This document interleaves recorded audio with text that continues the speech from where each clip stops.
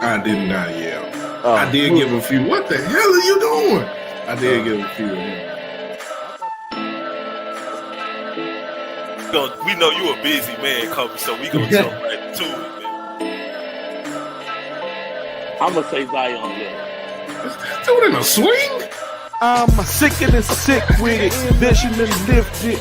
Listen, just picture it. Spit and deliver it. The time froze. Under current, how the grind flows. Wrist flicking, said the bezels got a mind blown. You know how to drop beat, everything slow. You know how to drop beats and anything goes. Pull up to the spot, you might see the squad there. Pull up unannounced, then you might see a broad there. It's just seconds remaining, and I got the rock for the win while you're watching the shot clock. It's just seconds remaining, and I got the rock for the win. Thanks for watching the shot clock. The shot clock.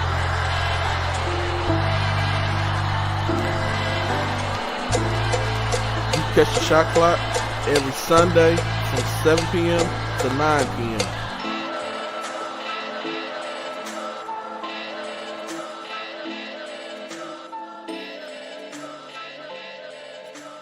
We never get that $1 million.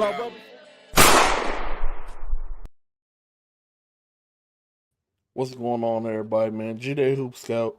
Got the plug of all plugs, man. Hope that everybody had a great week, great weekend. We live, we direct. Episode 232. Games that truly matter. Y'all excuse me right now. I'm not looking at the screen because I'm sharing the show. On all the platforms. I ask if y'all, whatever platform that you on, if you could do the same right now, man, share the show.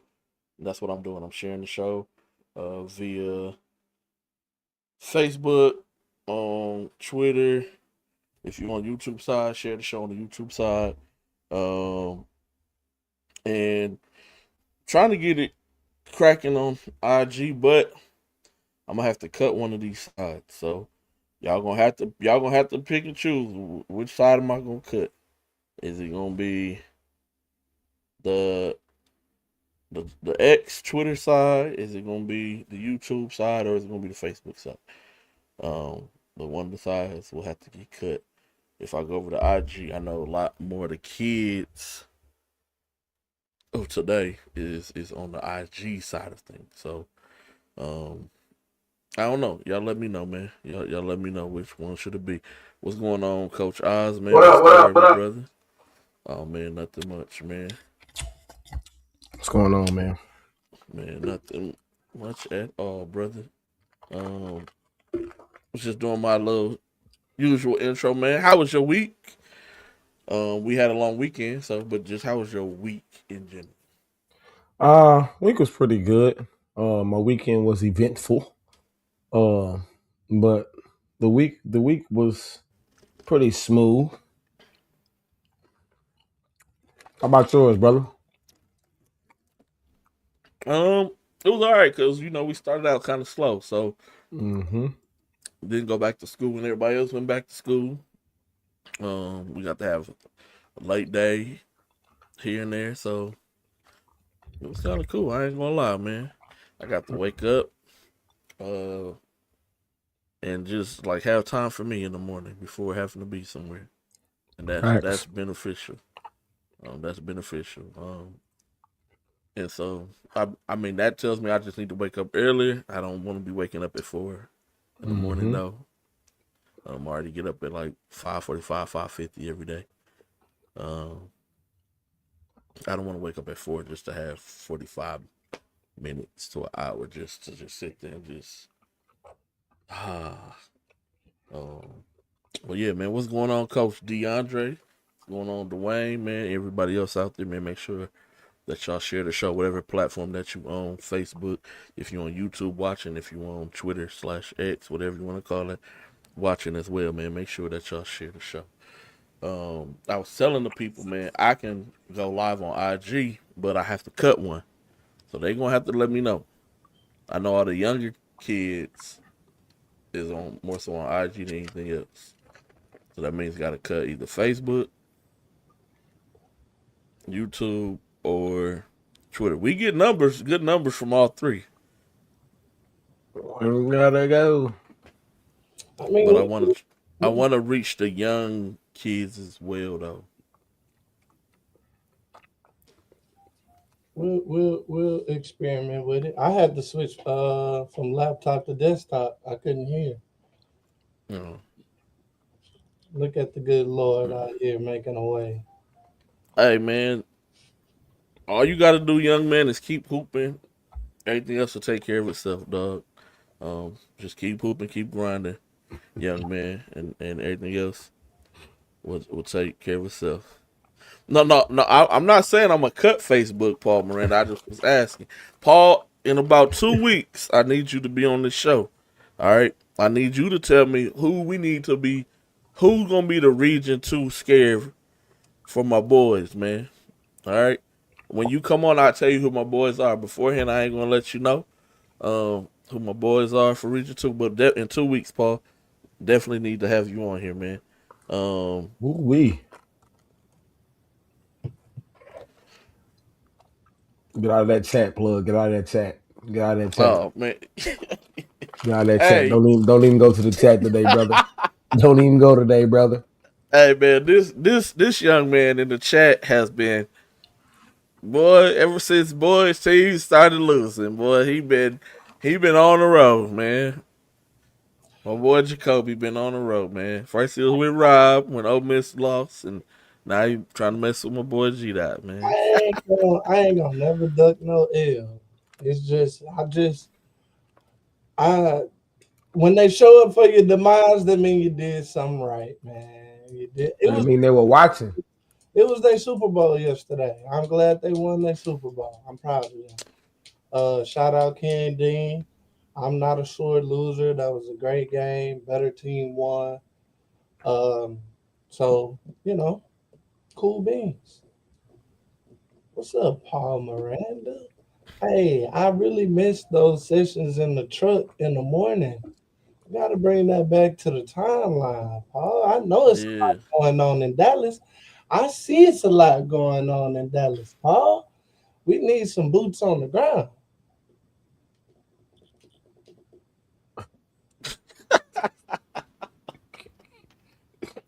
What that got to do with it? He stole money from the state, not in a different state, not from up there, man. I ain't Jacoby, but no, let's go there. Just my personal opinion. I feel the kicker lost the game for Green Bay, dog. That's just my personal opinion. If the kicker makes the extra point, even if he makes the field goal early on in the game, different momentum thing, different type of swing. Not taking nothing away from the Bears. That was their biggest comeback in Chicago Bears history, and it just happened to be in a playoff wild card game. Not taking anything away from that, but if that kicker should be in hiding somewhere right now, dog. Like he should be in hiding somewhere because it's on him, honestly. Like, because even let's say we're in the situation, okay, he makes the extra point, but he misses the field goal, and now we're just down 3 instead of down 4. We don't need to try to score a touchdown. We just need to get in field goal range. Mm-hmm. You come in, you make the field goal. But dang, we can't even trust you to make the field goal if we get you in field goal range, because we already had you in field goal range. Yep. Hey man, hey. You know, this is why it's a beautiful sport. That's why. That's how I felt, Paul. I felt like that was scripted. The way that all of that went down, I felt like it was. I'm never a regular season guy. I'm a realist, and we just haven't been able to get it done in the postseason. So that, I mean, and at all phases, special teams, can't blame the defense. Defense did everything that they needed to do. Quarterback played a hell of a game. Yeah. Love did his thing. Anyway, is what it is. That's what it's like being a Packers fan. And that's why I say if you win your division, you control things. You win the division, you might have had a home game. You know, like, but at the same time, I'm not worried about the Chicago Bears. Like, you know, What's going on, Ken Dean, man? It's my boy Ken, man. Y'all get another yeah. home. Y'all get another home game, Ken. Second round of the playoffs, man. Yeah, Paul Miranda, G-Dot's a Packers fan. I mean, we got a quarterback. We got some pieces. It was great to see Matthew Golden break out. I got to see some other things. You know, like let's just be honest. Was the Packers a Super Bowl contender? No. But were they good enough to at least go win one or two playoff games? I thought they were offensively good enough. Defense did everything. Like you can't just let your defense keep going on the field. Like they gonna get exposed. Like at the end of the game, I lost three defensive starters. Like that's no excuse. Next man up. You play football. It's the funny point. Jordan Love played a great game, Paul Miranda. He did, though. You gotta look at the game. Like Jordan Love took what they gave him. You know, like he gambled, but it didn't hurt us. He didn't throw one of those mind scratching interceptions. Like he did what he could. Yes, he did, Paul Miranda. Yes, he did. But we still had enough weapons.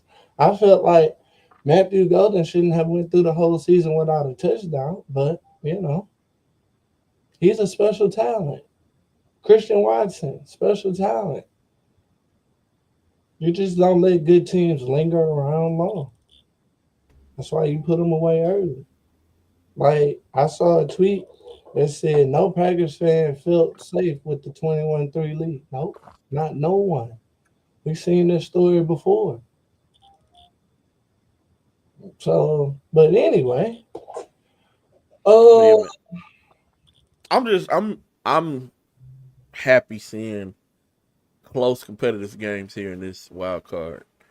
I am with that aspect. If these are the narratives that they're doing, then I'm glad to see the close competitive games. Um, Now I didn't watch the Rams Panthers game. I did watch Packers Bills. I Caught a watched. little bit of Bills and caught a little bit of Niners Eagles. The referees, hey man, we gotta do we gotta get better. This I just think this is every sport. Just gotta get better. If something is obvious, make the obvious call. I don't care about all the ticky tack stuff, but it's a lot of obvious pass interferences that's not being called. We in the playoffs, dog. Like I'm cool with that. I'm cool with that. Like you know, it was a lot of holding in the trenches. I'm fine. Like it's always gonna be a hold every play. yeah, Can't I like mean you know, we didn't need a bunch of flags. It wasn't no like out. I do know. I did see a play where I felt that if it had been the other way around, we'd have got flagged for it. That window where Christian Watson goes in and he's hit as defenseless. I felt that if that had been us, that would have been a flag. But the referees was the least. Now, what I did notice in other games, they let them mug. The D-backs was mugging across the they board was every game. hey I'm cool with that. Make it they even. was overly aggressive, and I like that. That's old school football to me. Yeah, I love it. But if it's an obvious call, you gotta call the call at the same time. like I want to give Bryce Young his flowers because, like 6-8 months ago, the discourse was he was a wasted draft pick. Carolina need to hit the reset button. It didn't look pretty, but like Yeah, I mean, let me throw you in the NFL for 2 years and say get me to a playoff game. I bet you'll be like, hey, I got here.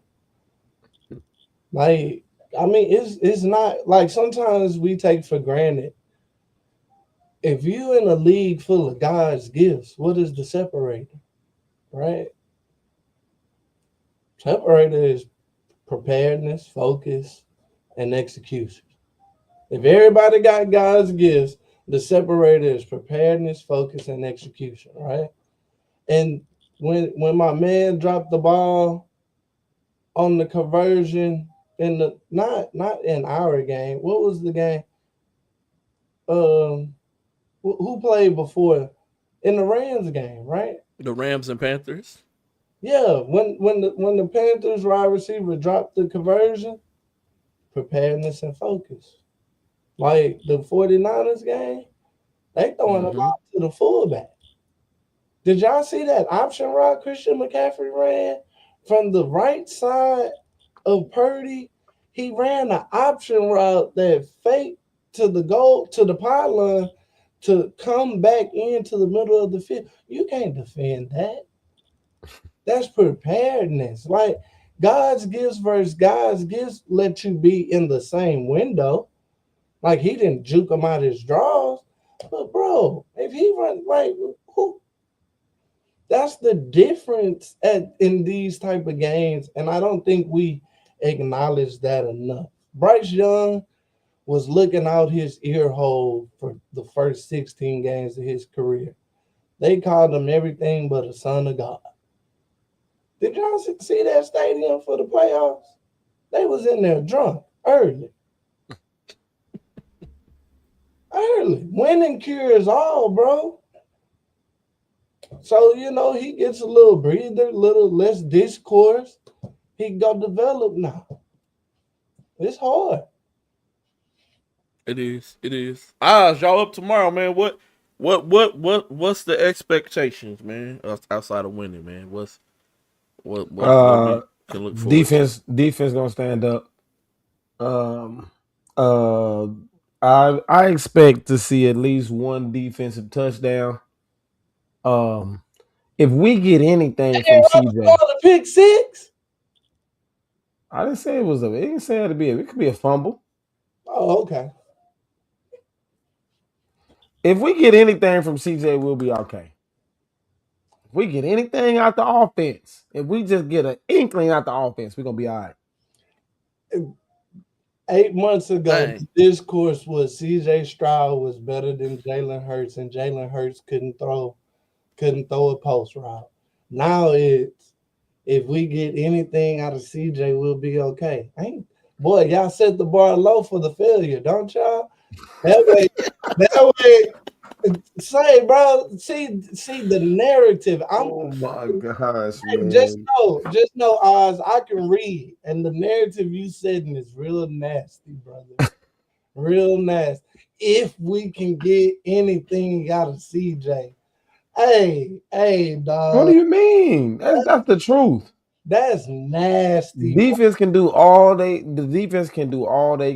can, but if the offense ain't gonna do nothing to help the defense, then we still gonna lose. Oh, you didn't say the offense. You said CJ. You said like so. My question is, if Mike Tomlin loses, do they finally get rid of him, or are they gonna keep him there? I don't think so. Okay. I think you keep him. Mike Tomlin went in with a 40-year-old quarterback and a defense Metcalf that ain't even a number one. They've been wanting Tomlin gone, but he makes the playoffs. That's the thing. It's just he just losing the first round.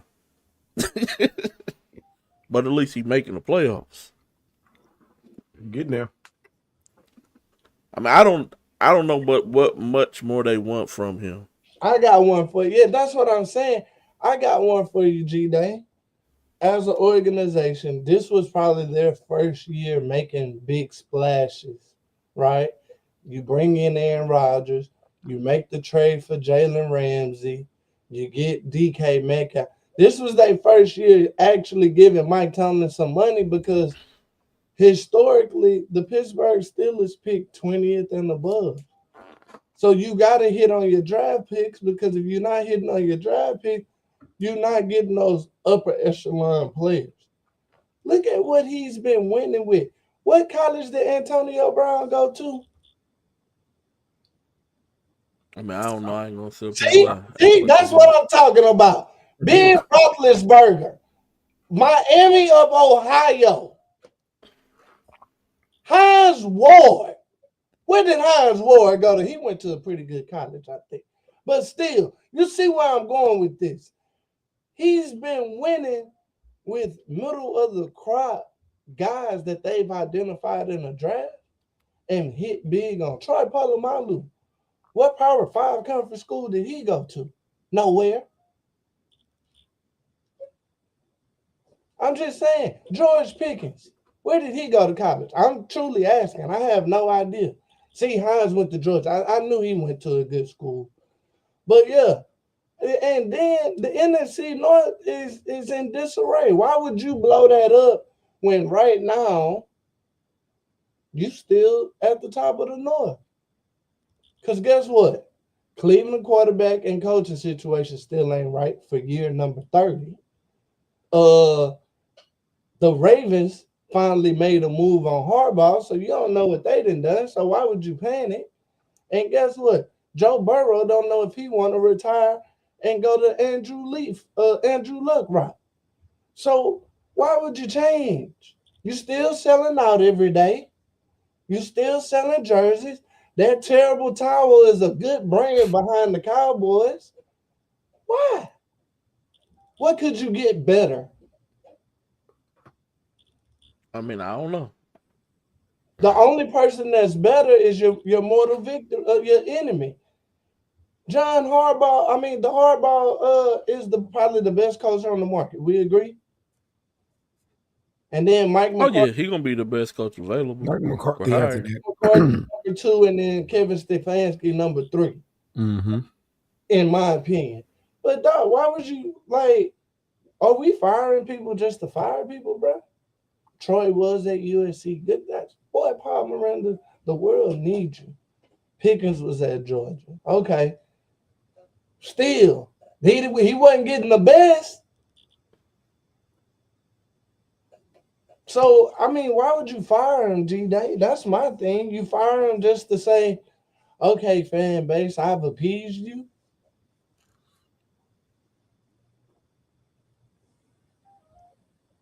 I don't know. I'm just throwing my hands up. A lot of that seniority and personnel and leadership is gone too. Because they're gonna clean house. The new regime gonna put out. So as the Steelers, do you risk losing 40 years worth of personnel? I wouldn't, but I'm just saying, they're tired of just making it to the playoffs. They want to go to the Super Bowl, I get it. I get it. I get it. But at the same time, he's successful. So and that's the point. I don't know, man. Sticking football real quick before we move on. College championship.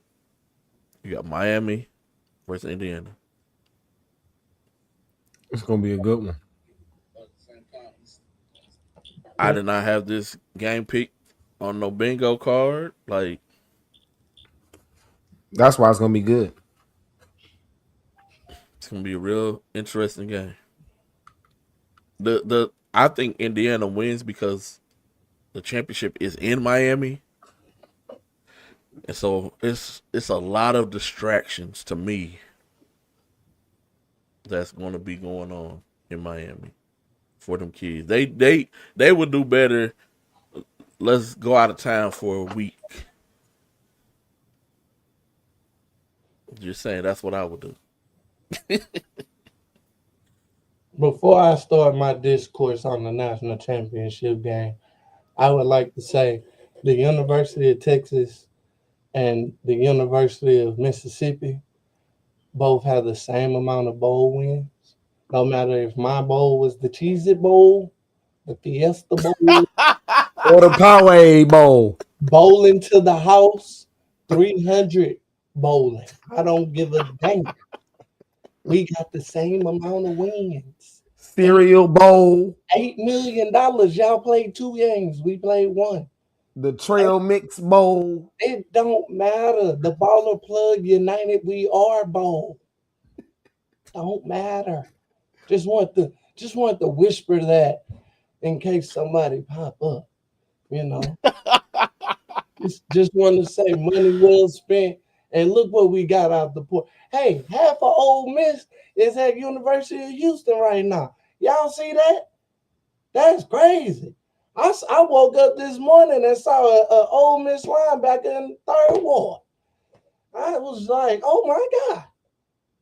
Rob out here talking about we gonna be back? With who? Trinidad can't come back. The kid's gone. The thrill is gone. BB King. The thrill is But that Indiana Miami game intrigues me because if any kids that I think can play under all of that with their mama watching them at home at the crib, like I you remember that Larry Coker Miami team? Larry Coker was very, very disciplined, but he let them play free. That's what Mario Cristobal is reminding me of. But how could you bet against Kurt Signetti? Walk it like I talk it, right? Walk in your trap and take over your trap. The picture of it. Yeah. Like, and he doing it with grown men that ain't him. Grown men. And Grown man. And I'm gonna get a lot of hat on hat football, which I think it's gonna be a 17-14 game in the fourth quarter. And also, I would like to actually publicly say, Fernando Mendoza, I believe now. I didn't think he was a Heisman winner. Oh, I believe. I don't know. I don't like. And when I say I believe, like I'm talking command, arm velocity. You know, look the part. I'm a believer. Yeah, I just wasn't expecting them to walk all over Oregon like that, though. I ain't gonna lie to you. I mean, they beat them in the regular season, but I figured this game would be a lot closer than what it was. And this is what Dan Lannon is going to have to figure out that Ohio State figured out a long time ago when they hired Urban Meyer. You have to build a winter team that's fast in the winter. Why do you think Urban went and got Florida kids and taught them how to play in the snow? Yeah, they dropped the snow game every now and then, but when it got to bowl season, they didn't see snow no more. Everything was inside. Everything was fast and downhill. And Oregon's problem is they've always been thin at that linebacking core. Like they've always had D-backs that could fly or whatever. But in the trenches and that front seven, they've never really just been manhandlers. You know, like and Dan Lannon is gonna have to figure that part out. And I think he will, but it's glaring because he has the athletes, right? He like Dante Moore caught a rough break. You know, you get a running back to hit the portal, another running back hurt, your third string hits you on the RPO. That's brutal. Well, I didn't think he played a bad game. Just you can't get behind the sticks. But Oregon's they a little light. And see, Paul said it. The front four for Miami, them some grown men. Ruben Bain, he might as well be Bain from Batman. Yeah. I think the trench battle is going to be really good in this game. I just want to see what Miami's quarterback does this game. Because they're not going to be able to run the ball as easily as they did against Ole Miss. Yeah, the two sides of Carson Beck. Yeah. Are we gonna get Georgia Carson Beck or are we gonna get big cojones Carson Beck? Yeah, yeah. That's why I think it's gonna be a 17-13 game.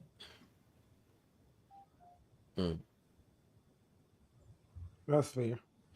I'm watching this. I'm watching this New England and the Chargers game. Okay. I'm trying to see if Drake May gonna do what he's supposed to do. Oh, yeah. We gonna find out today. Drake. Oh, it's We'll Rob find versus Doug right now. Yeah, Mhm. Rob versus Doug. I ain't mad at Doug for taking a. Oh yeah, man. Watch your team, brother. Watch your team. At my funeral, tell them the Packers took 10 years off my life.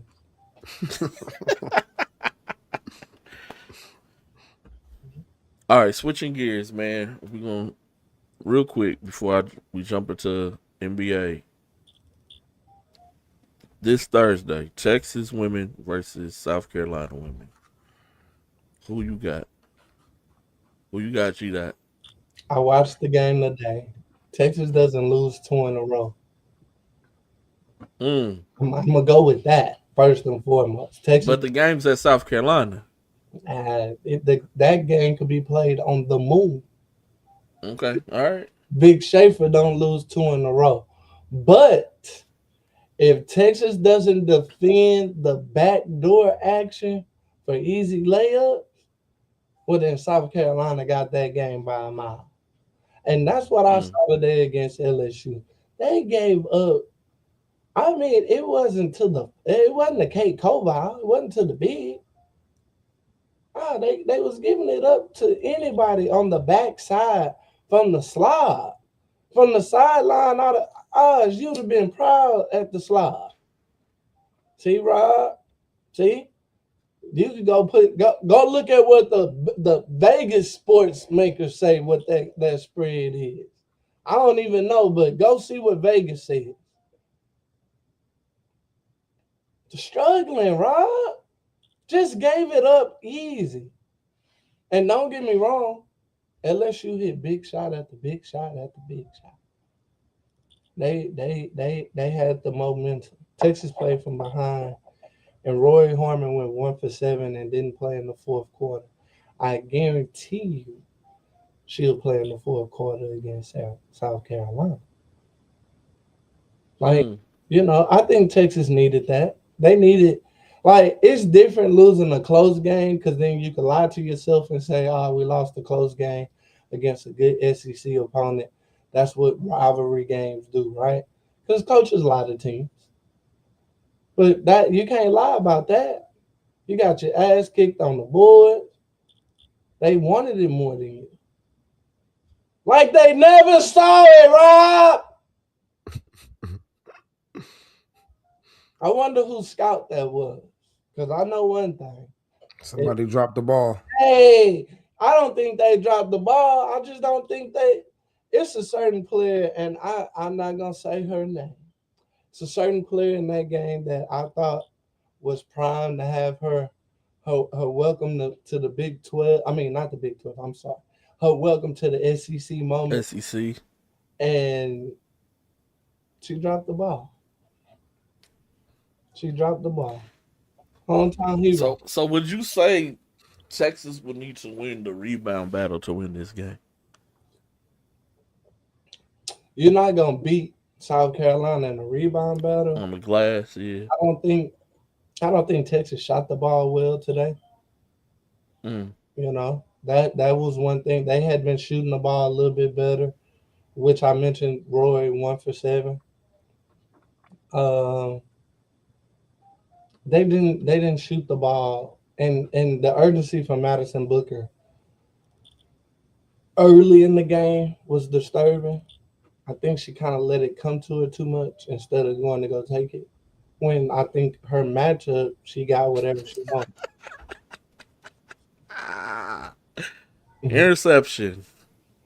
But G-Day, you can lose the battle on the board against South Carolina and still win that game. Okay. I'm just interested to see the Madison Booker versus the Joyce Edwards matchup. See how that it's a lot of star power in that game. See how that play out. Yeah. Tish Thompson. It'll be interesting if they have A-Got back. And then, we haven't talked about Isla. Isla has done a great job. At times, Isla has played the five. She a fresh. She learn. It's a learning curve period right now for her. Let her, and that's what I was trying to tell somebody the other day. She's gonna be fine. Let her continue to learn, dog. I don't know why people would think you going to a school who been to the Final Four for the past 6 years. Sorry, past 6 years in a row. You just finna. Oh, she's finna go in there. She's gonna be cooking. Oh no, dog, no. No. And technically, for what they need her to do, she is cooking in her role. She's doing a good job. Y'all thinking points. South Carolina got kids that, dog, I'd be trying to tell people Tanaya Latson can go start and take 30 minutes from anybody in the country. Tanaya Latson over there being a team player because she wants to win, and it's bigger than what you think it is by just scoring points. Like, Isla is being asked to do a lot. Chloe Kitts is hurt. Isla probably would have got better minutes if their star four is in rehabbing an ACL right now. Like, it's a lot that goes on. Like, and Isla is a star in her role. But if you really want to see what Isla is a star at, go look at that social media, baby. South Carolina got Isla on the social media like 80 times a week, dog. When you leave Texas, you should be social media ready. If you're not, that's your fault. That girl all on the camera. If they don't love you, you're not on the camera. Now, I mean, kids that's high recruits that we ain't even heard them talk. I mean, that's true. That's a good point. This one in Texas right now. I ain't heard 2 words.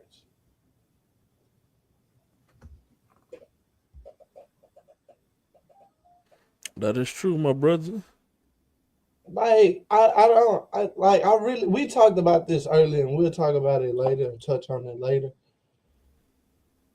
We got to start holding accountability for why these kids not playing as good as they could be playing in their role in college right now.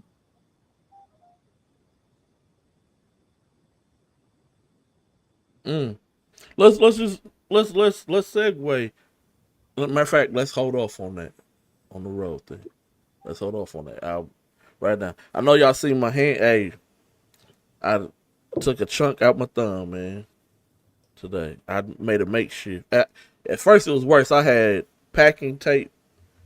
I was grating, and I was going fast. I was jamming, and I just got into it, and I just grated a chunk of my thumb, like a whole corner, like right them all off, dog. That's wild. Gee, but I'm good. Hey, I didn't. You didn't even go to urgent care. You just no, bro. Super glued your finger up yourself. That's yeah. We'll be good, dog. That's be good. Real Tim Tool Man Taylor type. We're gonna be good, man. We're gonna be good. Real quick, man. We're gonna come back to that. The Rose. Real quick. These NBA trades. Hey, first the memes is killing me. They put Trae Young as a lollipop that was covered with like fur in at a big old Wizards jersey, bro. That is hilarious.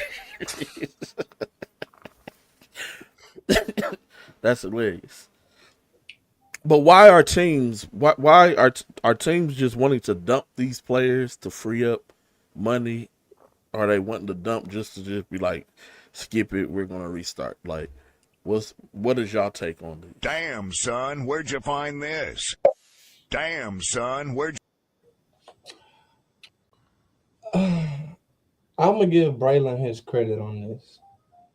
So I heard a long time ago that CJ McCollum was gonna move. Shout out made by Braylon. And I'll just keep it as that, right? The apron is a real contentious point for NBA players. Okay.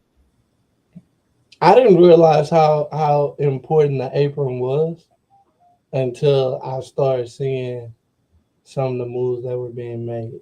Um, I think the Atlanta Trey Young thing, after I read about him not wanting to leave them cash strapped and not picking up his player option, you know, I think he did that for longevity in the league, because he could still free up and go play somewhere else even after Washington.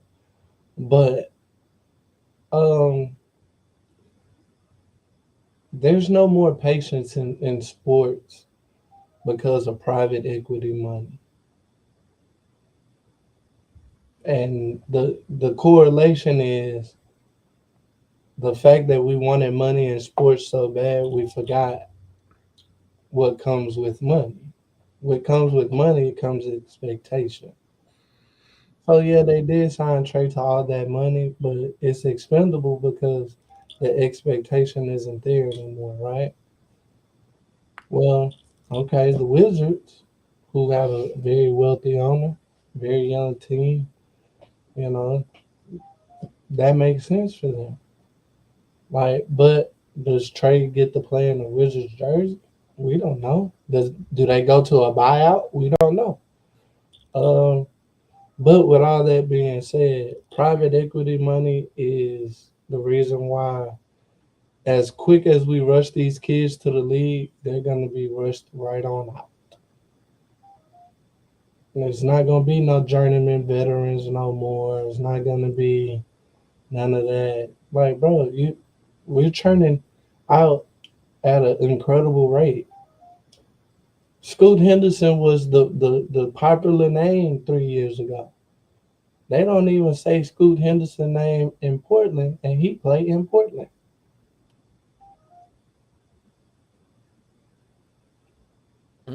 I'm just asking. Like just for thoughts, opinions. What about you? Even with the whole John Moran Um, situation. Like, that's what I'm what's your looking up. thought? That's exactly what I'm looking up. I'm trying to see what are okay. But John also, Morant. Go ahead. their naysayers are going to say that they got coaches fired with no remorse, and this is Mm, so that's the pros and the cons. So Trey Young is averaging 19, 8 assists, well 9 assists really is 8.9 in a rebound, 2 turnovers. And he just got traded for a bag of Skittles and a chopped cheese sandwich. Yeah. What I believe is about to happen is the same thing. If he can't defend, what does it matter if you average 19? Well, my point is this. I think the same thing is going to happen to Ja. I think that they about to move him, and it's going to be for less than what we feel or what some feel he's worth, because his numbers is identical to Trey's 19 and 7 this year. They got identical numbers. I think they even averaging the same number of turnovers, like 3 turnovers. So is Ja more valuable than Trey? No, they're devaluing them via the media. Oh, that's evident. That's clear. That's clear. We trying to get the cheapest price here. Trying, I trying, keep seeing stuff like he lost his athleticism. He doesn't shoot that well with mid range jump shots and all kind of percentages and all of that. And I just say to myself, but okay, cool. If that's what we're a lot of people in the NBA don't do that, but they're not averaging what John Morant is averaging. But also, a lot of Josh problems are self inflicted. for Like, sure. Like you can do all the like. Think about this, and somebody had to bring this. I'm a stout Ja supporter. I'm a I got to hang out with Ja in New Orleans. Not Ja personally, but got to shoot his trainer's camp. Hung out with Keontae, Jarvis Walker, Bub Carrington. Like Ja's very to himself.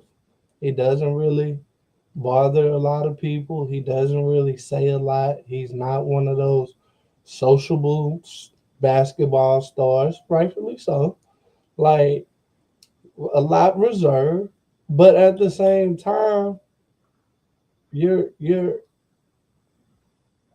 your talent only takes you as far, and they only gonna put up with as much. You're supposed to be the face of a franchise.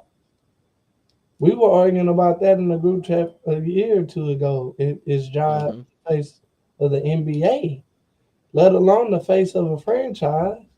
We were. Going back to when he said no, he don't feel nobody in the West, and they ain't been a top contender playoff team since. So look at the deterioration, right? No matter how much you love something, the bottom line gotta match. Oz. Memphis not even selling tickets because they like the 1, 2, 3 seed. What they look it up right now? Are they fighting for a play in or they 5, 6? Memphis? Yeah, I don't No, know. I think they're at the bottom. Memphis at the bottom of the West, brother. I know. I don't know. They're at the bottom. I feel They're it's 10. They're 10 in the West right now. Only people I feel behind it's them a is the lot of Clippers and the things Mavericks. that kind of goes into the play of Ja. And I'm a solo myself for this one, man. I'm a solo myself because I don't want nobody else to get hung for this one. Me personally, I feel it's an NBA thing. Like we have to take away from him, stop supporting him. Is what they were told to the owner, to the general managers. Get him out of the public's eye. We can't have this. So you got to remember he had that support and all that when he was dunking on people, when he was making all the viral plays, like push it, push it, push it. But now he still makes viral plays. It just doesn't get pushed. It doesn't get pushed no more. And so I don't have the support. So why? So me as a player, why am I going to kill myself or play hard to give y'all what I used to give you when you're not doing the same thing? It to me it almost feels like Colin Kaepernick-ish. Like we have to make Blackball. we have to make an example. We're not going to just kick him completely out of the league just yet, but we have to make an example of him to the public. That's just my take. That's fair. I can see that. G-Day, that was really well said. Hello. I don't mind getting hung for that. Because that goes back to help me help you, brother. You know, that's fine. Like I love the villain job. But if you're gonna embrace the villain, you gotta be a hell of a basketball player, right? Facts. You gotta be Allen Iverson S. And I'm not saying Ja don't work. Ja be in the gym. Ja definitely works, you know. But like when it comes, the NBA can't dish you if you got endorsements. But think about it. You messed up the Gatorade. Oh, when the Gatorade endorsement, Rob hit us. We was all on the phone and we was like, bro, like Rob said something like that was the first Gatorade athlete in like 10 or 15 years. And he messed up the Gatorade athlete sponsorship after the gun incident. You feel me? So I totally get it. Okay, you embrace the villain, but where has that gotten you? Like a good PR team could have cleaned that up and then you good.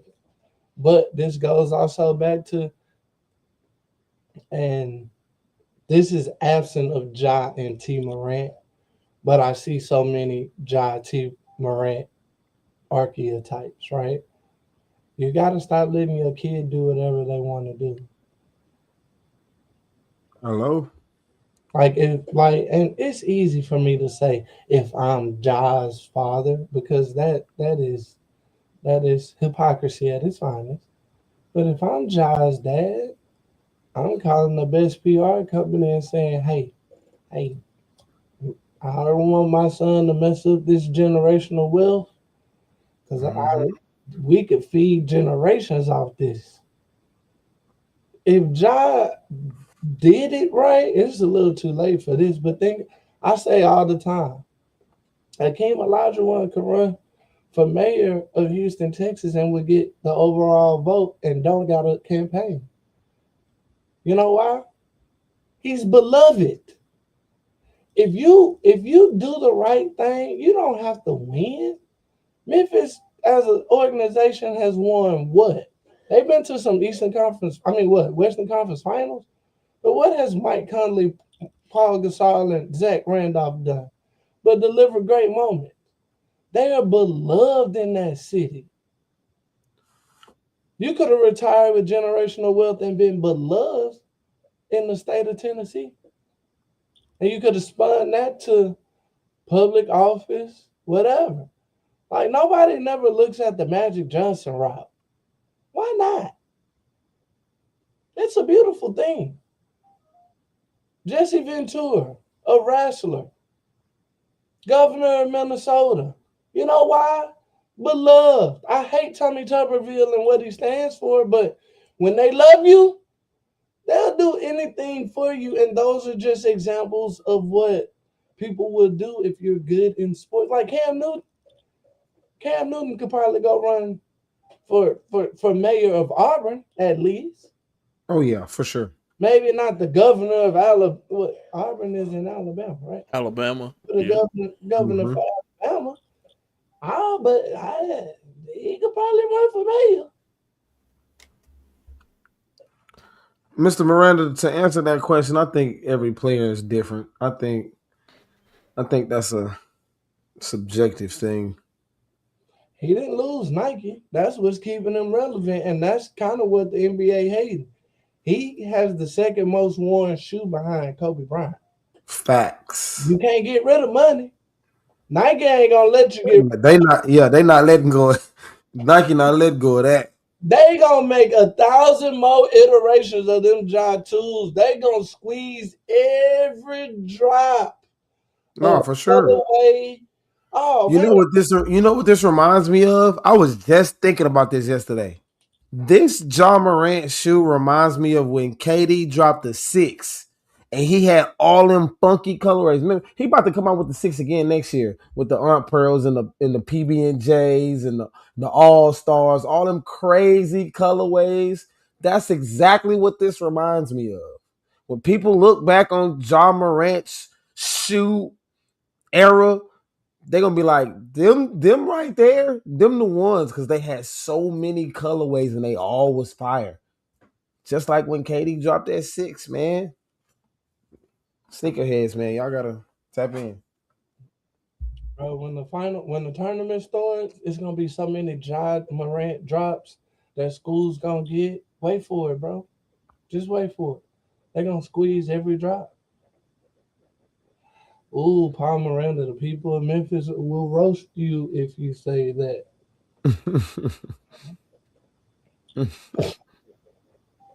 Everybody can't go to the perfect city. But I mean, honestly, that's what I was gonna go with next. What is the perfect city? There isn't one. Every city got its flaws. Don't be naive, brother. No, really. I mean, I don't. Every city got a hood. Every city got one. Every NBA city has a hood. Every one of them. Which one don't? Okay, there's a reason why Cooper Flag isn't in Charlotte and is in Dallas. There's a reason why Victor Wembanyama is in San Antonio and not at Okay, let's The different cloth of people. the Hornets. I hate you saying what's a perfect city. I can name some draft picks that were dropped in perfect cities. J- Mysteriously, brother. Mysteriously. the whole city is the hood. I'm with you on that one, Paul. But it's one in every city, dog. Like, Like, I mean, I'm just saying, I've so seen. Ja come to Houston, he gonna be in third ward and fifth ward, hanging out, kicking. You see what I'm saying? Like, I mean, I went to Murray State, so he's small city adapted anyway, right? yeah, but but the way he grew up though, he wasn't no silver spoon kid. It's almost like Iverson, but Iverson didn't. Iverson knew how to be cool though. You know what I'm saying? Like, I Iverson know how to. Iverson made everything a party, bro. Like, he wasn't trying to you conform to the dropping people Ja. around him. Where you dropping Ja at then? That's what I'm saying. What's a good That's the city? point. There is none. Even if you send him to Milwaukee, he gonna be hanging out with Cuckoo Kyle and them in my projects. Like, he, no matter where he I don't think put him in San Antonio, he gonna be in the hood with the Hispanics, bro. Like, he gonna find somebody who is what he wants. Indiana, hey, Ja the nap don't sleep on the nap town, the Coach Armand. Antonio. See, that's what I'm saying. Hey, Indiana get The nap town, Hey, don't hey. I Indiana got get kind of family. crazy. You better I ask got Jeff family. Teague. I got them. family in the nap town. You better ask Jeff Teague. Them. Indiana get kind of crazy. Ja gonna be partying with the Indiana Bears.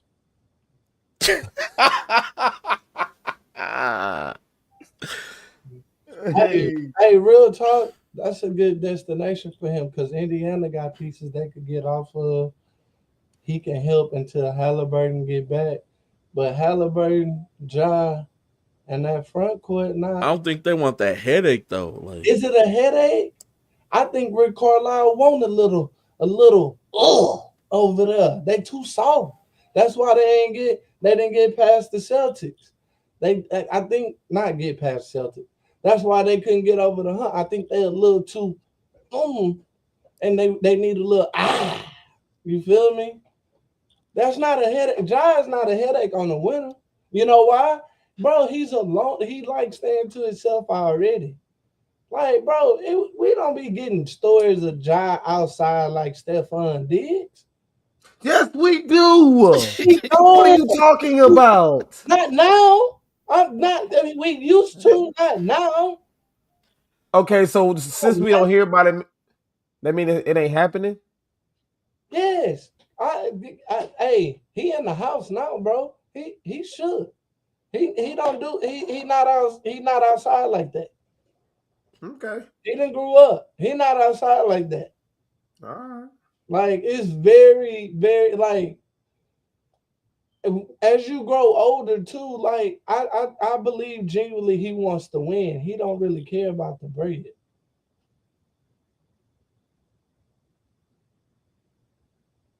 He not getting in trouble. They talking about his basketball play.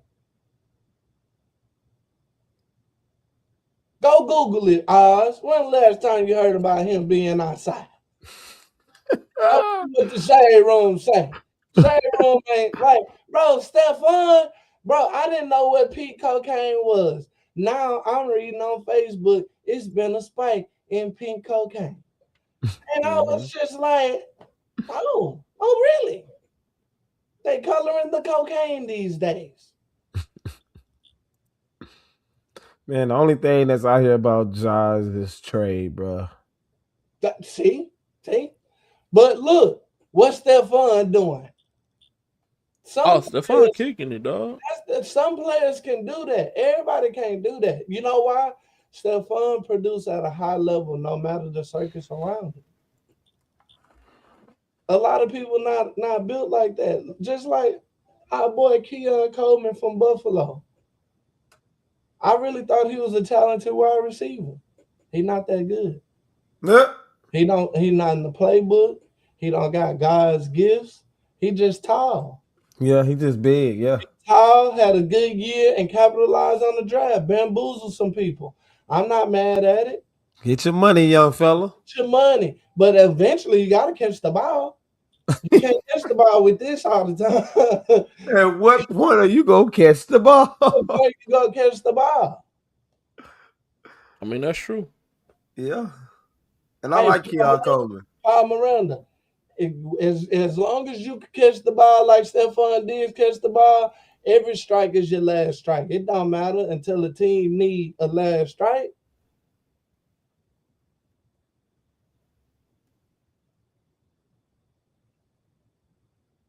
But that's the bigger point, dog. I think Ja probably does need a fresh scenery, but he got to go somewhere that's committed to winning. Not, I saw Ja for Giannis.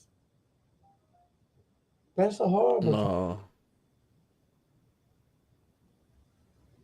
I mean, I don't know where he goes, what fits. To say that again, Paul, put that on the thing. Paul Miranda, the owner didn't even have no problems getting off on jail time, bruh. I want to play for an organization like that. Yeah, he ain't lying. I mean, that's true. Fair. Let's just talk about it. If you are good enough and the Patriots as a team qualify as good enough, oh yeah, Mr. Kraft, we're not going to take you to jail. Just pay a little community service, and we going to act like you didn't go to this massage parlor in Miami.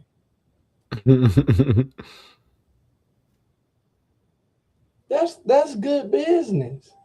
Y'all be getting It is. me, but it is, and I'm gonna throw a wrinkle in here. But isn't that expected of NFL players versus not expected of NBA players? That's a good point. We were really blessed because David Stern had them NBA players so scared. Like they saw what he did to Iverson and kind of broke his spirit.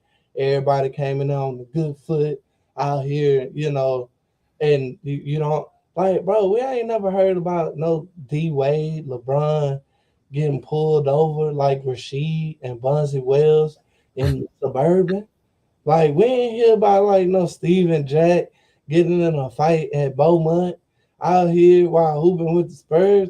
Like Vernon Maxwell was shooting dice 5 minutes from my granny house every weekend as a Rockets player. Like celebrities and basketball players don't do that now. You know why? They squares. They little kids that play games. Jeremy Fears probably go home and get on Fortnite or Call of Duty and be streaming. We see what Tyrese Maxey be doing. They kids. They don't care about gambling. Not the good ones. Is it that they kids or that they just grew up differently?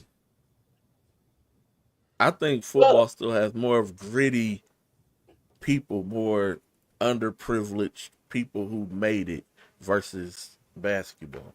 Mm-hmm. Yeah, because a bench player in football, he out here shooting dice out here like he done made $1 million, but don't got $1 million. And basketball is only 15 cats.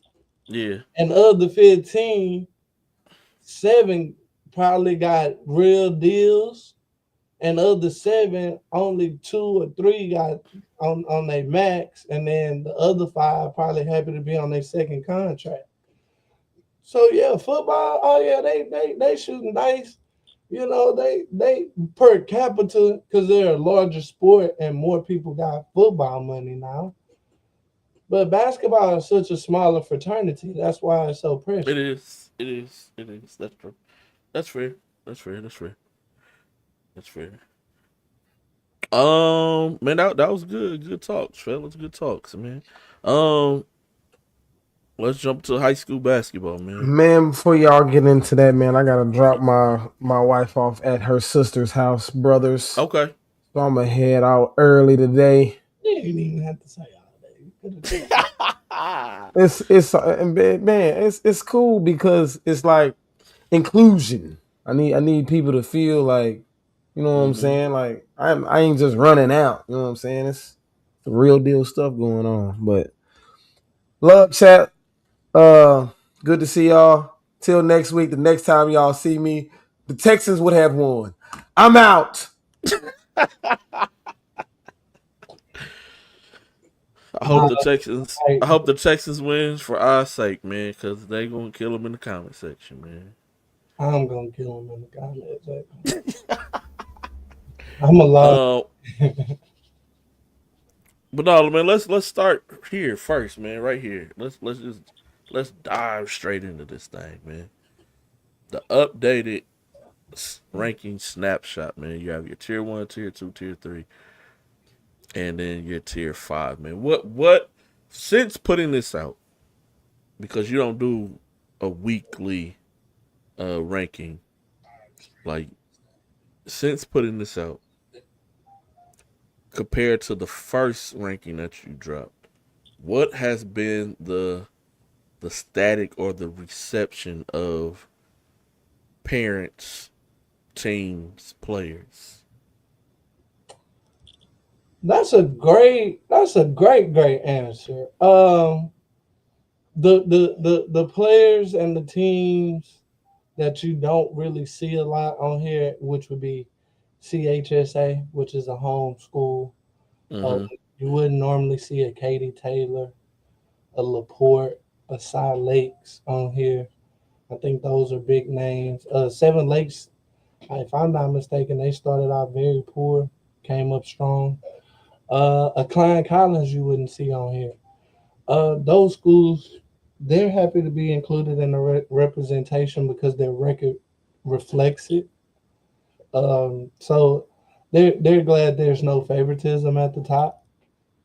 And then there's also a lot of grumblings because there's some teams that might be in that tier 3 that feel like they should be in that tier 1. But you gotta acknowledge the 20 game winners. No matter who they play, who they didn't play, they still got the 20 games. And winning matters over here. Now, this isn't a full, who I think is powerful, but this is just a reflection of what it looks like after the break, after a couple of tournaments. And also, I would like to note that it's not a lot of separation right now. Not a lot of separation. Like, when you look and dive into some of these teams' records, a lot of them didn't really play each other. You know, Kincaid will play Houston Christian twice, going down the road. But it would have been nice to see maybe a Houston Christian versus CHSA. I think they did play each other. I take that back. But also, CHSA, which is a home school, has beat some 6A teams on their schedule. So I think they're worthy of being on here, even though they don't play 6A basketball. I saw the Woodlands play in person. They lost to North Shore, but the Woodlands, nobody had them at 19-6 at this point of the year with what they had. Shout out Rachel. But some of these teams, CE King, they'll be there. They're no pretenders. They're contenders. Dawson and Manville, they're definitely contenders. Shadow Creek, I can't say more about what Coach Mishaw has done with this group. And it doesn't matter. Like, you give her some kids, she's going to get to her development roots, and she's going to have those kids clicking. And they are. And their record shows it at 21-3. My personal favorite two that's on here that nobody saw coming would be Grand Oaks and Katie Jordan.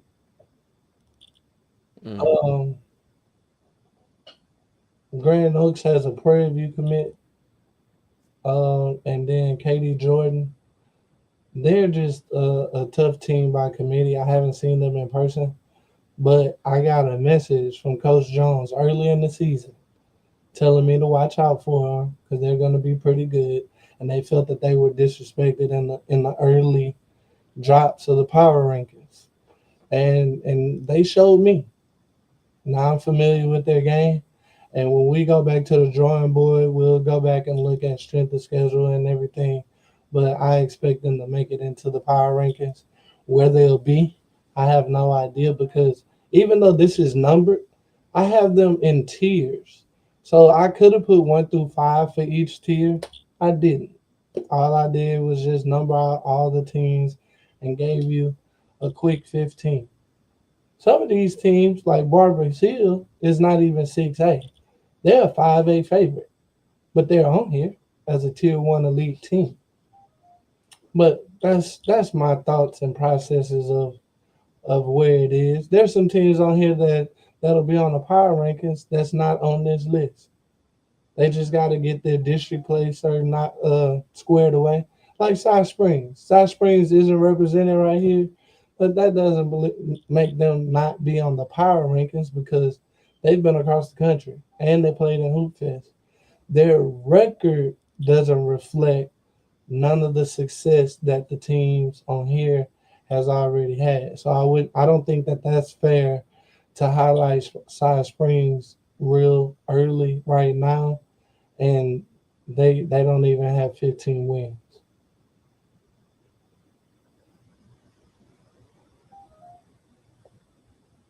No, that's legit, man. Edit is dope. Good review, man. So that Katy district on the boys and girls side is both tough, man. I didn't see Katy like that. Taylor being out here after losing, After losing the big. Yeah, Tamaya Grace is on a pretty good 14-1 Arizona State team. Shout out to Tamaya Grace, former Katy Taylor.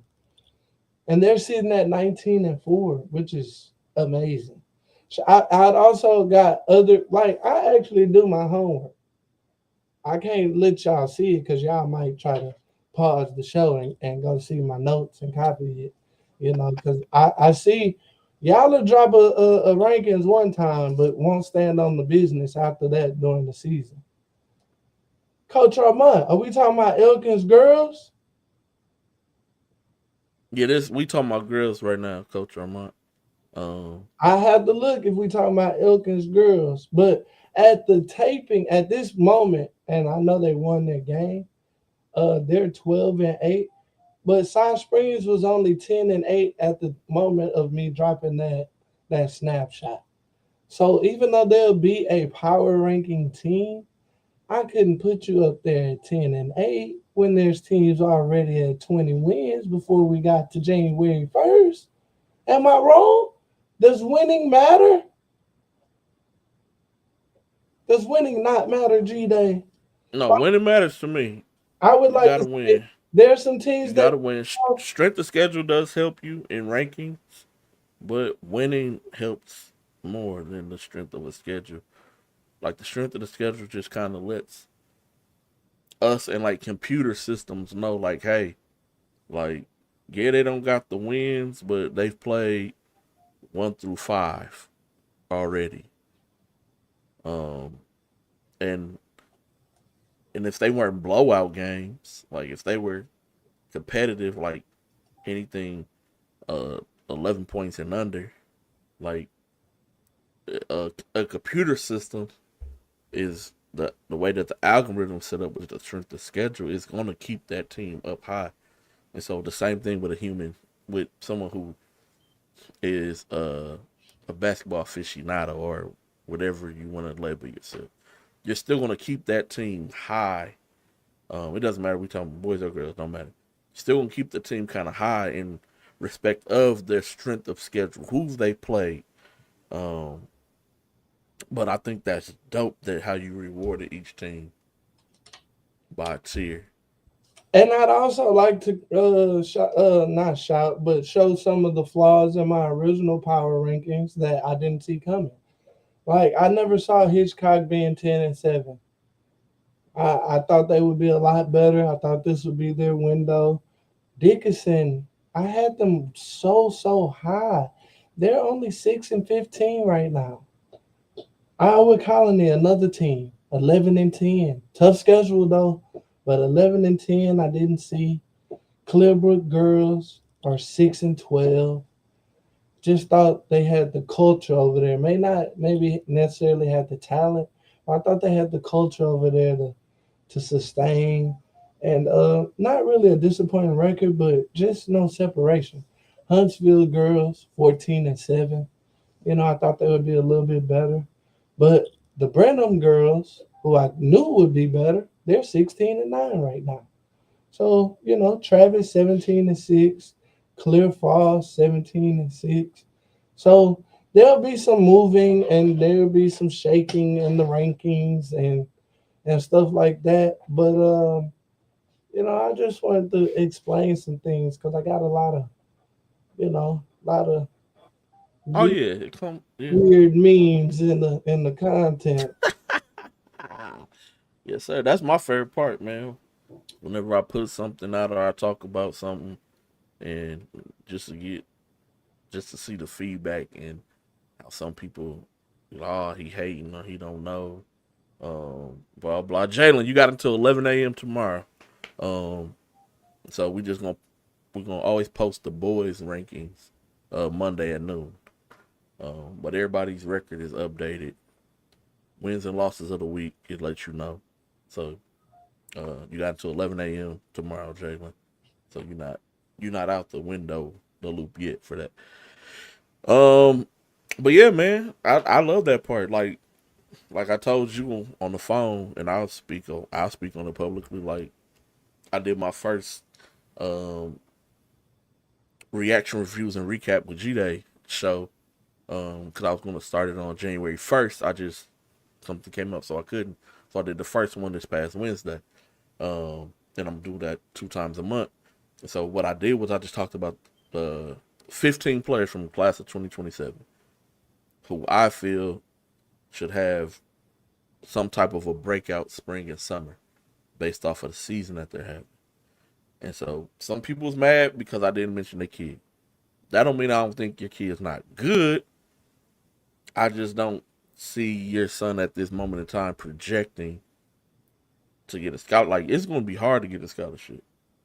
Like, it already was hard. It's going to be even harder now to get a scholarship out of high school. D1 or D2. That's the level that I'm talking about. It's going to be even harder. So those were just some kids who I can see potentially getting those. Not saying that your kid won't. I don't know. He may. Show up. Prove me wrong. I prefer that. Make me look like the dummy out here. But based off of what I've seen, and with how long that I've been doing this, I think I kind of know what it looks like a little bit. And I mean, just it's kind of like you said. If you got some kids, just got the talents, bro. And just because they got the talents to get there today, don't mean that you can't develop a skill set to get you there later down the road. You may have to go JUCO and then go from JUCO to NAIA, from an NAIA to a D2, and then maybe your last year or two you get to go D1. You still made it. It's no need to be mad, no need to be ashamed about it. You still got there. So yeah, it was a lot of people upset, and then there was a lot of change. This was the other reason why we stopped talking about kids on this show so much, like name dropping players, because every time we do, they get flooded from AAU coaches, and that's not the case. Like, you got to go out and put your eyes on some of these kids for yourself.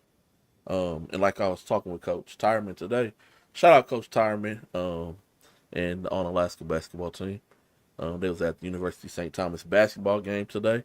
University of St. Thomas is ranked top 10 in the country, Division III school. And it was another school there. I just couldn't make out what high school was there, but it was another high school there who came to watch as well. Coaches, man, hit up Coach Medina, hit up Coach D. King, hit up my guy Coach Hurtgen. It was good seeing Coach Hurtgen again. Coach Hurt always, since day one, man. Hit them up, let them know, hey man, I want to bring my team out. They'll be sure to take care of y'all. Let you guys come in to see, and then like if you do got a player or something, they'll be like later on, like you think you can play at this level? Like they rank top 10 in the country. Like they could beat a lot of D1 schools. I'm not saying like no top 25 D1s, but they almost beat UTR. Who they UTEP? It was a couple of fluky calls that lost them the game, but they lost by three or four. Like you got to be really good to be able to play college basketball, man. You do. And Medina and his staff, they do a hell of a job recruiting and getting kids who a lot of people feel could have went D1 or D2 out of high school and getting them, and they get over there and they love the culture. They do. Some kids leave. They get in the portal and they end up going D1. But majority of the kids stay. They stay. One of those kids, Nick Anderson. Yeah, Nick Anderson at Rice University. He was at St. Thomas, man. And like D King mentioned him last week, he be coming to the games. Like he still come and still hang out with the kids, bro. Like at University of St. Thomas, like he still go there. It's just that the culture that they have is amazing, man. Coaching staff's amazing. Make sure that y'all get out, check out a game, man. But with that being said, this goes into what you was talking about earlier, with when I was mentioning those 15 kids, roles and expectations. Like a lot of y'all don't understand your role. Like, yeah, you may be a star or a semi high school star at your school or within your area. But when you get to whatever college you're going to, you're going to have a role, dog. And there's going to be expectations. And a lot of kids, they don't get that. They don't understand it. And that's why I said where you play summer ball is important. Where you choose to play summer ball is important. Everybody can't be the guy. But there's still things that you can do and show that you can play a role and you can still earn a scholarship. I've seen it happen time and time again. And those kids go in as freshmen and people be like, oh man, how he getting so much playing time, or how he doing? Because the coach saying he knew how to play a role. And he knew him coming in and at the level, right fit. It's a match made in heaven.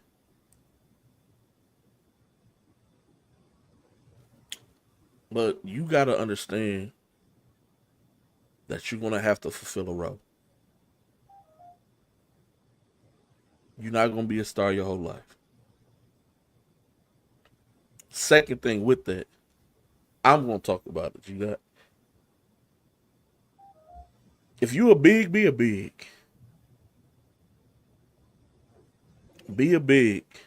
Nobody wants to be a traditional big. I get it. It's not sexy. You want to shoot the three. You want to show that you can handle the ball. If you got that skill, that's cool.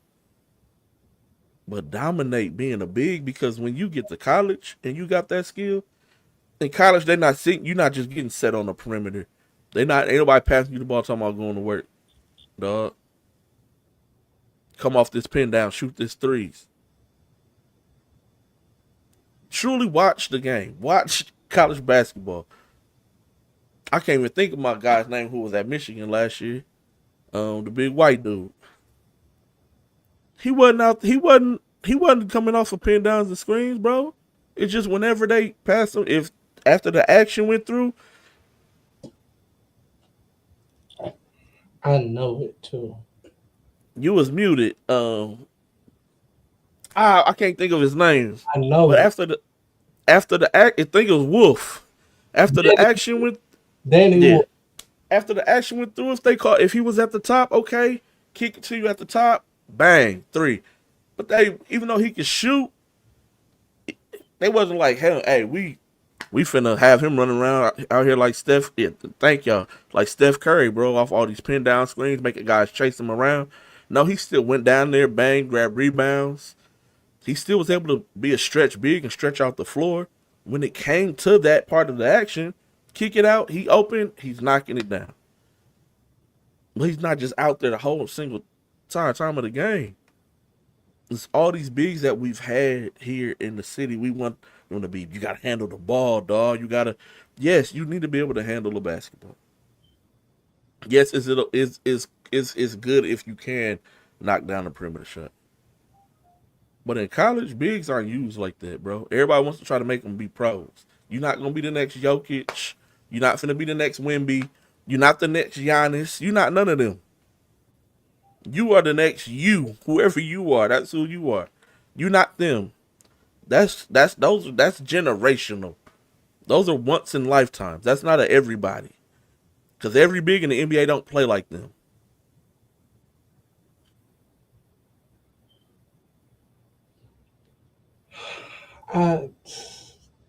Hey, G-Day, hey, you preaching today. I'm just here to hold. But it's the reason why a lot of these high school bigs they don't see the floor because they're not ready. You don't believe me? Go ask some of these college coaches. They not ready. They scared to be touched.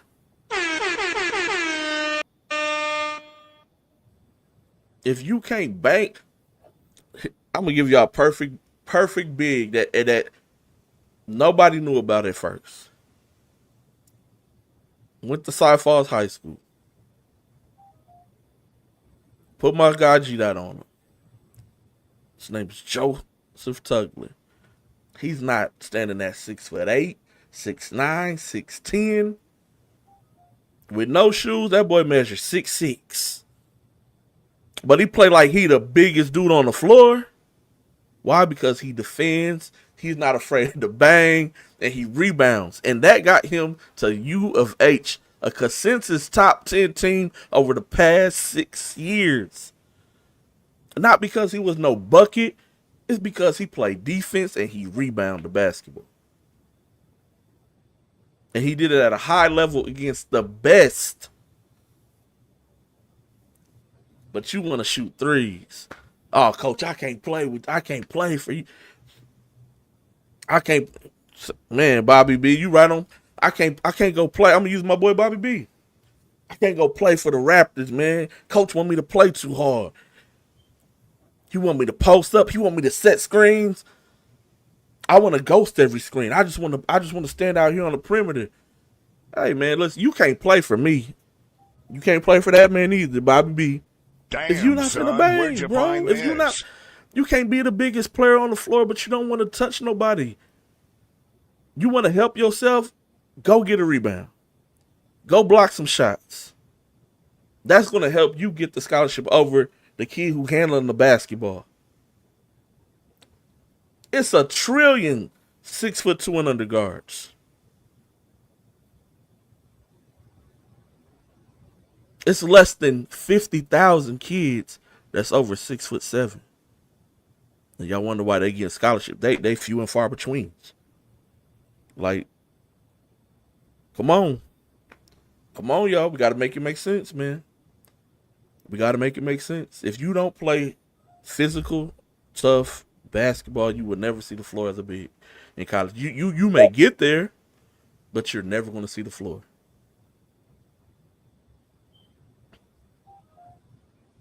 You know who hooping right now? Who hooping, man? From that tree, Zuby. Oh yeah, Zuby. Oh yeah, Rick Zuby take care. Pitino loves Zuby. Rick Pitino will run through a brick wall if he could find 5 more Zubies. Another one. Zuby's another one. Defender, block shots. Anytime I catch the ball 13 feet and in, I'm going to dunk on somebody, bro. Like, and until we get back to that, I'm not buying the goods and stock on no big man no more. I'm going to be honest with you. I really love Asa Newell. Love intangibles, measurables. The quicker you get these kids to the NBA, the quicker they're going to be out of the league. Because what is Asa Newell doing in the league right now? when he could have polished that up at Georgia, making money, being a kid. Like, I get it. Some of y'all need the bread. I don't think Asa Newell needed the bread because Georgia Oh had no, he did. Yeah, Georgia got a nice NIL package over there. so like that's my thing. Like, it's a lot of coaches that I kind of want to have a conversation with offline because the kids y'all let do whatever, they don't look that good, bro. You'd have done better saying forget the parents going through all that stress and just coaching them the old way. All this futuristic wing, that's not working. Jaden Toombs was in the game at SMU. Traditional back to his. Y'all was not high on Jaden Toombs. Nobody was talking. Jaden Toombs first start against Duke, 23-7. Mm-hmm. When we got like I don't know. What's a 3-and-D big not named Kevin Durant that then came out of college the last 7 years? Tatum. And He's still only 6'7". You see him like he still had to be polished. He really a two guard, right? So like whatever y'all think y'all building in the lab, go back to the lab, rebuild it. They can't hit left hand layups. They don't got no touch. I'm glad you brought up Tatum. Honestly, that's a kid who I seen like grow up being in the Midwest, playing with St. Louis Eagles at the time before they was Bradley Beal. Like he always 6th grade, 7th grade, 8th grade, 9th grade, he always had the ball in his hands. It wasn't no, okay, you taller than everybody, we gonna stick you in a post. You just automatically had you that just was a natural gift. Once again, he just had a natural gift. So okay, you can be a guard but be bigger than everybody. Okay. Natural gift. We're trying to make kids into something that they're not. And that's how you get them to play for you because you lie to the parents. You tell the parents all the things that you know they want to hear instead of being truthful. Like, listen, your son gonna go to college with me or without me because he big. He don't necessarily need me to get there, but what I can do is I can help him be productive when he get on campus and keep him there, and not have him on campus. And you like, I don't know why my baby can't get in. I don't know why they done red. I don't know why he a red shirt junior and he's still only playing 2 minutes a game.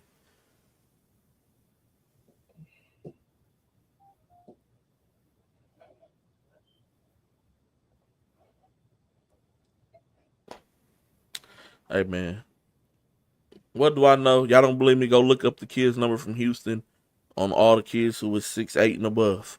Go find them. Go look them up. Matter of fact, RCS Sports keeps up with almost every single, or they do. Don't want to say almost. They keep up with all the college kids. It's on RCSSports.com. It got their number lines of the whole season. You're gonna see a lot of kids with zeros, 0 gameplay, 0 minutes. Red shirt sophomore, red shirt junior. Like you gonna see him. I didn't give a lot of credit for it, but I loved his development now. Daniel Jacobson. I thought just the stick figure out there that they was trying out at USA just cause. But hey, he playing. He playing. And it may not look, but for what if y'all saw Daniel Jacobson as a sophomore, 2 feet wasn't going together in front of each other at one point in time. And that's word to Richard Law. But Richard Law say, hey, his best basketball is ahead of him. I mean, bro, I don't see Coach Armont. No, like, bro, them 6'8" that y'all be trying to make into unicorns, tripping. Shoot the ball. Like, this is my thing. Like, I've never seen as many point guards that can't shoot the ball as I see now. Everybody is going under screens. Everybody can't shoot the ball. But y'all teaching the bigs how to shoot. Ain't that crazy?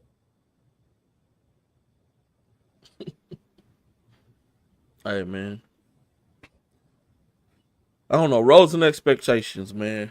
Um, you may be the guy now.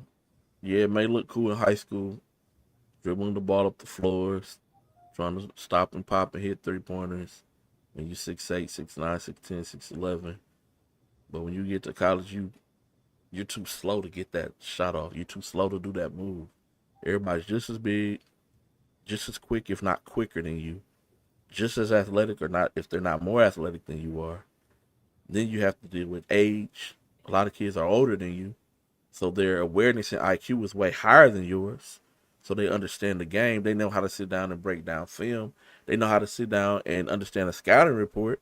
So when they're guard, and you can't do none of that because you didn't do none of that in high school because you weren't trying to hear your high school coach when he did break down film, when he was trying to give you a scouting report on the opposing team. I don't want to hear that coach unless you're talking about me had dribbling the ball so I can twing, headsy step, cross, and I can shoot the three and I can do all that. I'm not trying to listen to nothing you say. Then when I get to college, oh man, coach, I don't to the assistant coaches because a lot of y'all ain't gonna go to the head coach because you know he's gonna be like, huh, here's your plane ticket. You can go on back home, brother. But you going and crying and watching the assistant coach. Man, dog, I don't know why I be working hard. You don't understand the role. It's an expectation and you not meeting it. You can work hard all you want. But you don't understand the role that I need you to do to perform at this school.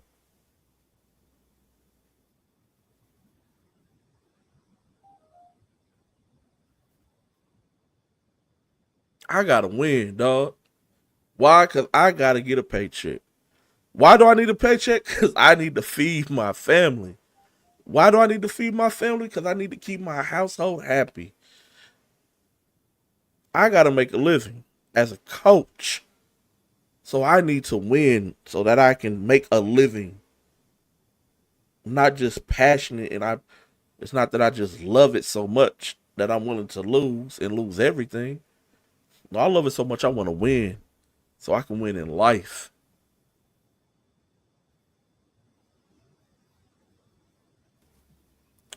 I got a question. We're about halfway through the season. Who went to a school, and feel free to put it in the comments, who went to a school that was lower than what they expected and it's too big for them because they're just hooping their butt off right now? Nobody. You are what you are. Yeah. You are what you are. We And have you would go where you meant. And so when you start playing there, that's where you was meant to be the whole time. so when you say we didn't do our job, we were bad at our job, we didn't work for you. Well, where you at right now? Are you busting their tail so much to where the coaches knowing that you're not gonna be there and they know that they got one and you going to the portal in 4 months? I just want you to just comment in the chat if that apply to you. So I can say sorry. I didn't see it. Because I can't be right on everything. But I do know if somebody fit that category, it'll be a bunch of screaming on the timeline. Because it's human nature. It would be. It's human That's nature. right. That's a simple question. Even if your kid went to JUCO and it wasn't the level of JUCO you wanted to go to, are you killing to the point to where the JUCO coach is saying, "Oh man, those guys in Houston probably didn't know how good he was. Probably shouldn't have been here from the first place." That's all I'm asking.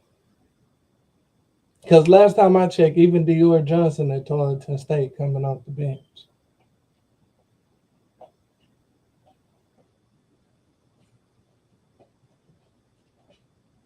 See, Hey, and the person that can be loud that meets this criteria is right on time.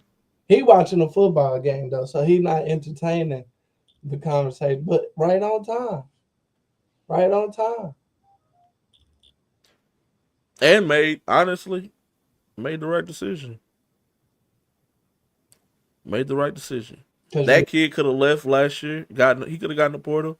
He could have left, went somewhere brand new, and be right in the same situation that he just came from.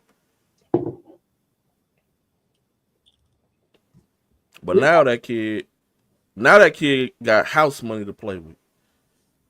He got Monopoly money to play with now. we talk about it all the time. You only as good as your circle is around you. Yeah. He's sitting on Boardwalk and Park Place right now. Trying to put some houses on it. That's where he's sitting at. So, but yeah, like I know y'all would be like, oh man, y'all so rough. Y'all just want to give my kid acknowledgement. Oh, we got 12 points a game. We starting on varsity. That's why we here where we at now. That's why it's a lot of coaches that want the IOU back on this NIL money. You was giving out gold participation stars to the wrong for the wrong things. That's all I'm saying. Like I want the product to be as good as it can so people can come to Houston and say, no matter what we get, we know it's tried, true, and tested, and we're not being sold a bad bill of goods. But sometimes, it's always somebody who think they smarter than the game. That's true. That's facts. And I know this is not just a Houston thing, but this is everywhere. Y'all like the loud, the boast, the talk about this. Like I stated earlier, we as on this show have went away from that. Me on my social media, I've kind of went away from that. What's the point of me boasting and bragging about someone who isn't bona fide for then a coach to turn around and be like, man, this kid is not what you advertise him to be. So let me work quietly on the back end, because that has seemed to work for me all my life. Let me do that for your kid, your player at your program. And when he gets something and gets somewhere and he's successful there, then that's it. I don't need no acknowledgement that I helped. I don't need none of that. And I tell coaches all the time, you ain't gotta, you want me to tell him that you was the one to talk? No, you ain't gotta tell him I'm the one who talked to you about him. Like, he don't need to know. He just need to go to school and perform, because I know that's what he can do. And it happens all the time. Happens all the time. See, G-Day nice. In May, I'm going to be real loud about a couple of things. Oh, that's cool. Couple of kids. Yeah, I ain't mad at that at all. Because somebody told me that somebody was better than somebody 4 years ago, and I can't wait to address it. Sometimes you just got to sit back and and I'm big on that. Sometimes you just got to let things play out. You can pick who you want. That's fine. I love that. And then you just figure it out. And then at the end of the day, if everybody achieved what they wanted, everybody wins, right? But That's it, Coach Tireman. That's it, Coach Tireman, man. This is Coach Tireman, and he's a high school coach at Onalaska High School. And this is on behalf of all high school coaches. I'm going to play who I feel is going to give me the best chance to win this game. That's it, dog. That's it. And guess what? I'm just getting a stipend for this job. I'm not like a college coach where this job is my living. I could stop coaching basketball and just be a teacher and be cool. He don't even get paid to drive the bus.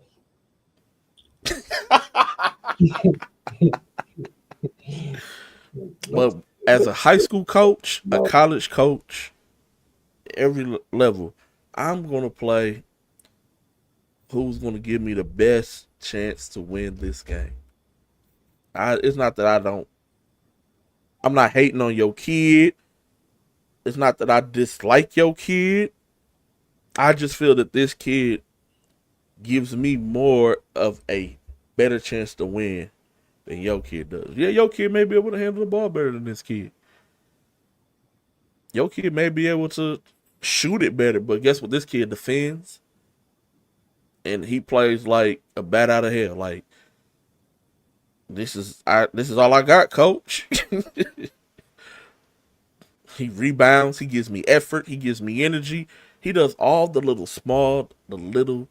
minute detailed things that help us win ball games that you don't see because you're just looking at who had the most points at the end of the game.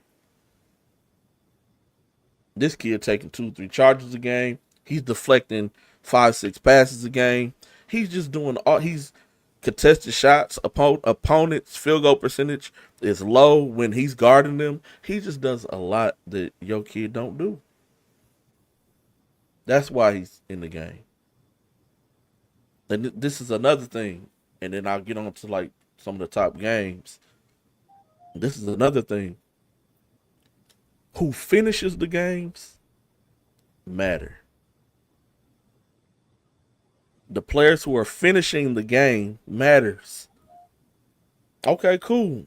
So why you tell myself sometimes you ain't okay, cool, you ain't start, but are you in the closing moments of the game? Every time. Every time. Because the coach knows, hey, I need you to win the game. I need you to seal the deal, dog. I need you to do this. So a lot of y'all may not even start. And you a lot of y'all be upset about that. But a lot of y'all are finishing and closing out the games. When the games is tight, when things is on the line. Or even if I got a 10-point lead, but I know I need you to help me secure this win and not blow this lead.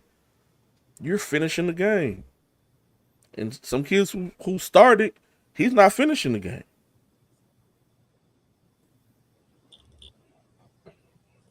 I'm gonna say this, and I'm gonna tread lightly. Some of y'all don't got the mental capacity to finish a game. That's why y'all on the bench. Can't hurt me on the bench. I've seen that's true too. I've seen y'all do some strange things with 2 minutes to go. No shot clock, taking shots up 5. I've seen it.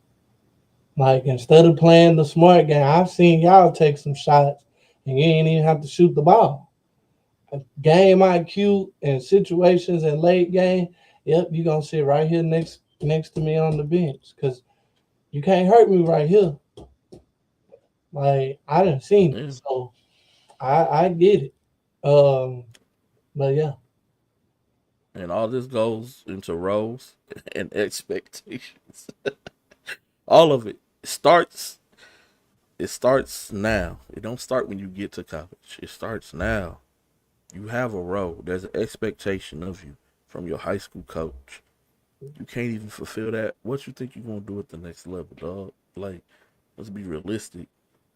What you think you're gonna do? Like, Let me you gonna say my high school coach? Oh, go ahead. I was talking to a college coach that recruits for a top 8 team in the country. And she said she didn't have a backup point guard for her star point guard that can handle the ball that they trust. So what they're going to go get out of the portal is some ball help. She didn't say nothing about no points, no defense, nothing. She said that they were so poor at dribbling the basketball after their star point guard, they needed to go find some help in the portal. And they was asking for names. Now, did I have names to give them? Not necessarily, but at the same time, you don't know what if you good at a role, and I know your role is keeping that thing on the string, and I just happen to see you get in the portal. You never know. Like that's why that's why it was important you brought up roles. Because the college coach didn't say, I need a 6'3" big guard, left hand that can hit the mid range and relieve the pressure off the bench, which some of you JUCO coaches be asking for, which whole total another thing. But she said she needed help with ball handling off the bench. You know what that is in the SEC? That's $125,000, G-Day. Off the bench. For knowing your role. Hey.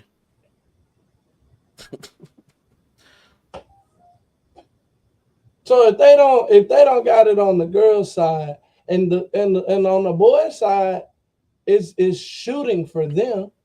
How many times they done called you this year for somebody that can shoot the ball, G-Day? Couple calls for shooting and for bigs who know how to play on the interior.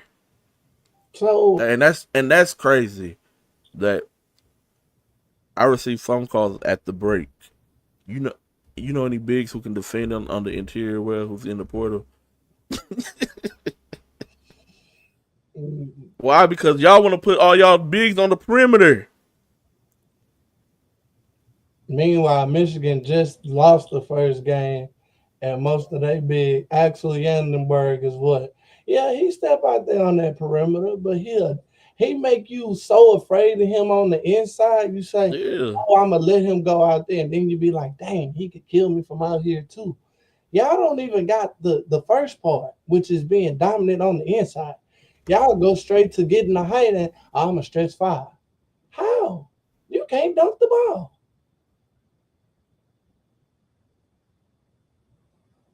It don't make sense.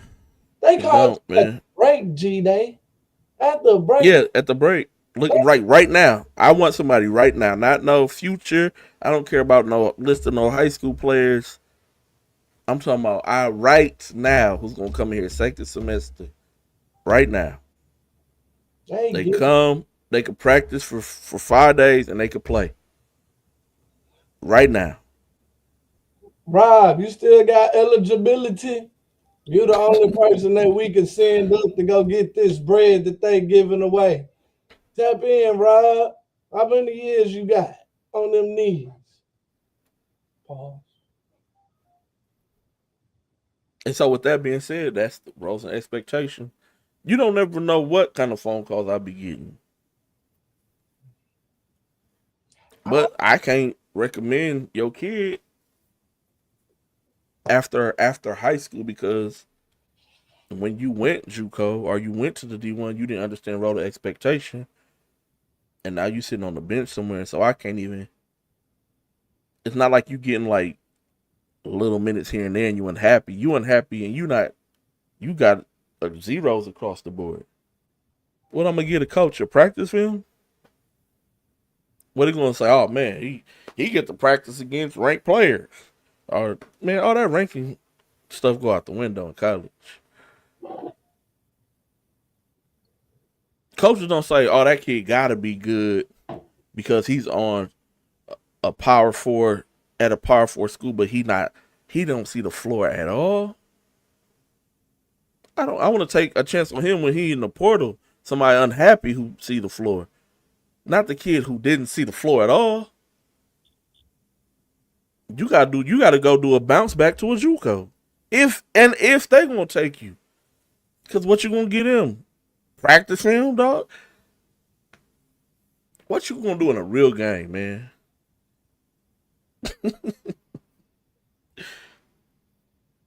We gotta do better. Decision where you play, where you choose to play. Now that record don't really reflect it, but Drayton Jones at Butler went from South Carolina State Bulldogs to Butler Bulldogs, and is going and is averaging 7 points and 5 rebounds and 1 assist on 58% shooting. Rebounding. That's key word. That's what he's gonna do. How many of y'all was talking about Rebound. Drayton was gonna get paid in that portal in Houston when he was at Straight? a lot of people didn't have Drayton going to college when he was this straight. Asked the Hoops what they was doing when he reclassed, found a better situation, got to South Carolina State.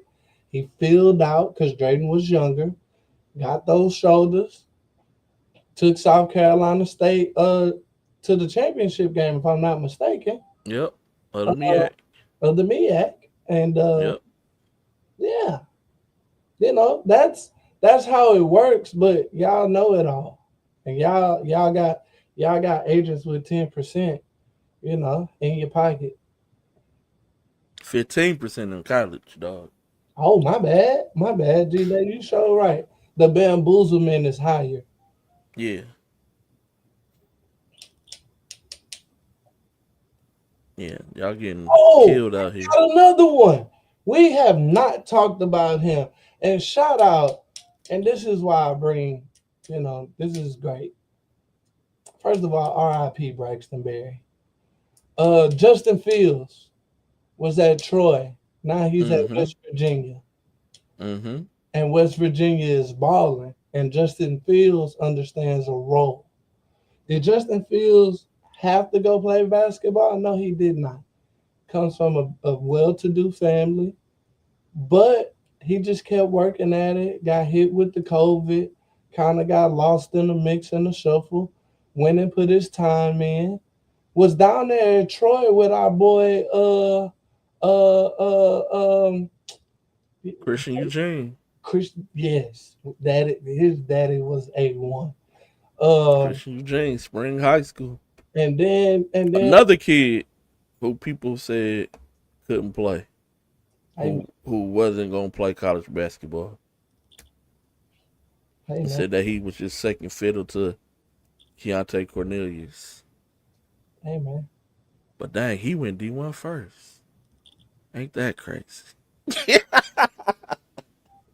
Had a long D1 career. Successful D1 career. All the stories are different, but I do know one thing. It all includes hard work, always. That part is always in the story. It's never, I looked up over here. No, that's not how it is. Shout out Smurf Melinda going crazy at Georgia. Mm-hmm. Where was he at first? UTSA? Before that, South Alabama. Richard Law University. Mm-hmm. South Alabama legend. Hey man, it don't always look pretty. It don't always.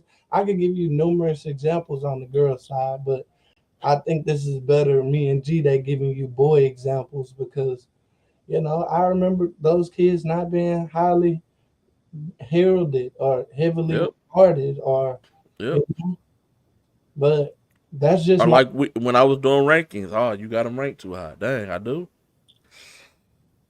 Damn, it seemed like my rankings kind of was good rankings, man. People told me I didn't know what I was talking about. Dang. You should bring them back for a throwback Thursday one day. I had kids ranked. Nobody else had ranked who ended up going D1 out of high school, but they weren't on nobody else's ranking boards. What a time to be alive. Hey, man.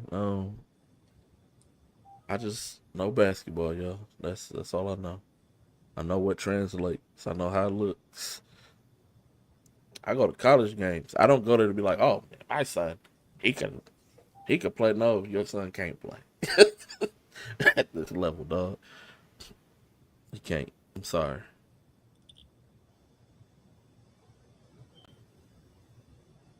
Sorry. And some of y'all just live, and this sucks to say this, but it's truthful and honest. Some of y'all, you just live in the wrong area. Like, just being real. Hey, G-Day, you ain't there's a such thing as style of play, and you don't fit, and you want I get it. As a mom, you want your kid to be close. So I want my kid to stay in Texas. I want they not looking for your kid. Not a one. Tech, A&M, Texas, U of H, Abilene Christian, Sam Houston, SFA, UTSA, UTEP. We go down to the D2s, St. Mary's, St. Edwards, Dallas Baptist. We can keep going down to the D3, St. Thomas, UD Dallas. Like they're not looking for, they don't fit the mold. But guess what? I know some schools out east that fits. And so when those schools come calling, oh, it's just too far. Yeah, but he fits the mold. He fits what they like to do. He fits the style of play. So your son just goes to school to be a regular student, which there's nothing wrong with that.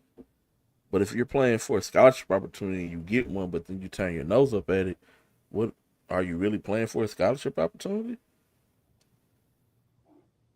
Or do you just want to be able to brag and be like, my son goes to University of Texas? Like, you got to be honest with yourself as a parent.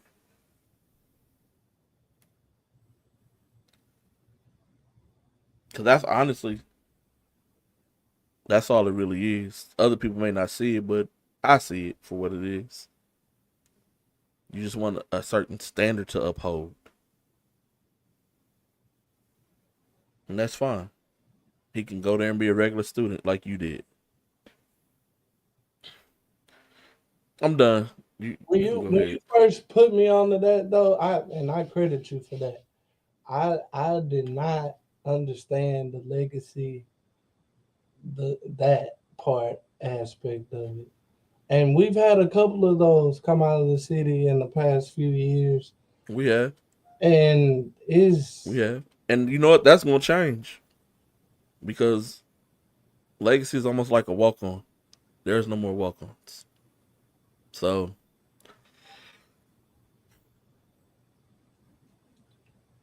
now you're going to have to be a legacy and be willing to pay something. To cover, to pay towards the end. Let me phrase it the correct way. To pay within to the NIL for exchange of a scholarship. You still paying. It's still a walk on per se. But now you're paying the collective to somebody who's playing over your kid. But you cool because you just want to be there. You want to be a part of it. So I'm willing to pay for the other. It's kind of like AU. I'll pay to be on the good team, and I'll take care of everybody. So I can say my son played with such and such. It's the same thing. Hey, if y'all want to do that for a girls team, hit my inbox. Oh yeah, if you want to do that, I'm down. Hit my inbox. I'm down to be a part of it. I'll take a paycheck, my guys. Hey, Armand, I'm not gonna let you off the hook with that one. That's not nothing to be proud about. That's not nothing to be proud about. That's mismanagement, because those two kids are the high school kids that made it, and then the kids you had in front of them are the kids that didn't work hard enough. And that's another thing, man. I know we passed our time. A lot of y'all stop working because you feel that you arrived. To me, that's so crazy. That's crazy. With me being a fanatic of a Michael Jordan as a young kid, he worked hard all the time. Kobe Bryant worked hard whole career. But y'all get to college and you stop working hard? Like, dang.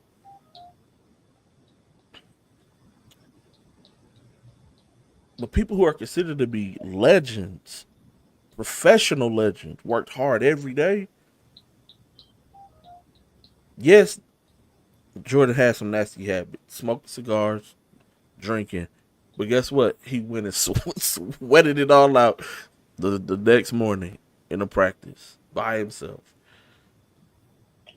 He still worked hard. At the end of the day, he worked hard.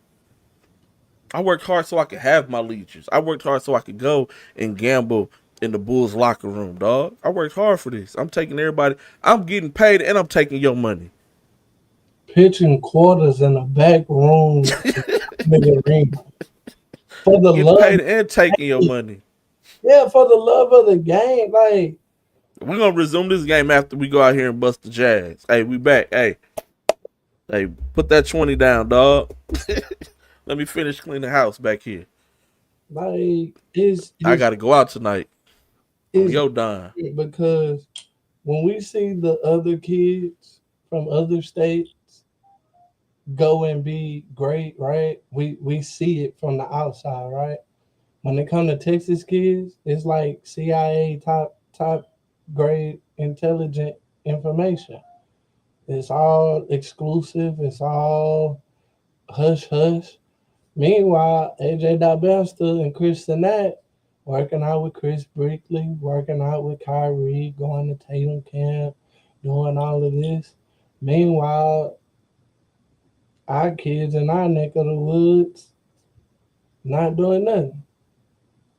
They coming home and working with the same people who told them that they could dribble and shoot a bunch of threes, and but then they go back and still be on the bench in college. Oh shoot, man. Coach Armand, where are those kids now? Can't say they were loaded if the two aforementioned are a little better footing than the two latter mentioned. And I'm just calling it how I see it. That's not no favoritism. That's not no nothing. Like, West Virginia is in a better position than NC State, so that washes. Middle Tennessee, and where's Chris Marshall playing football?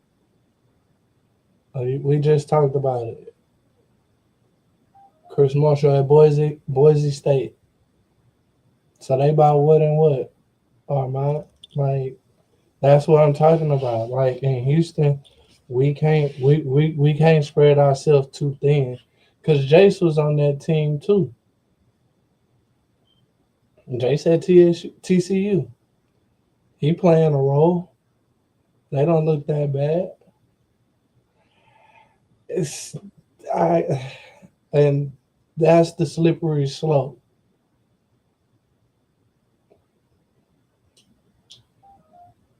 That's the slippery slope. I agree with you. But at the same time,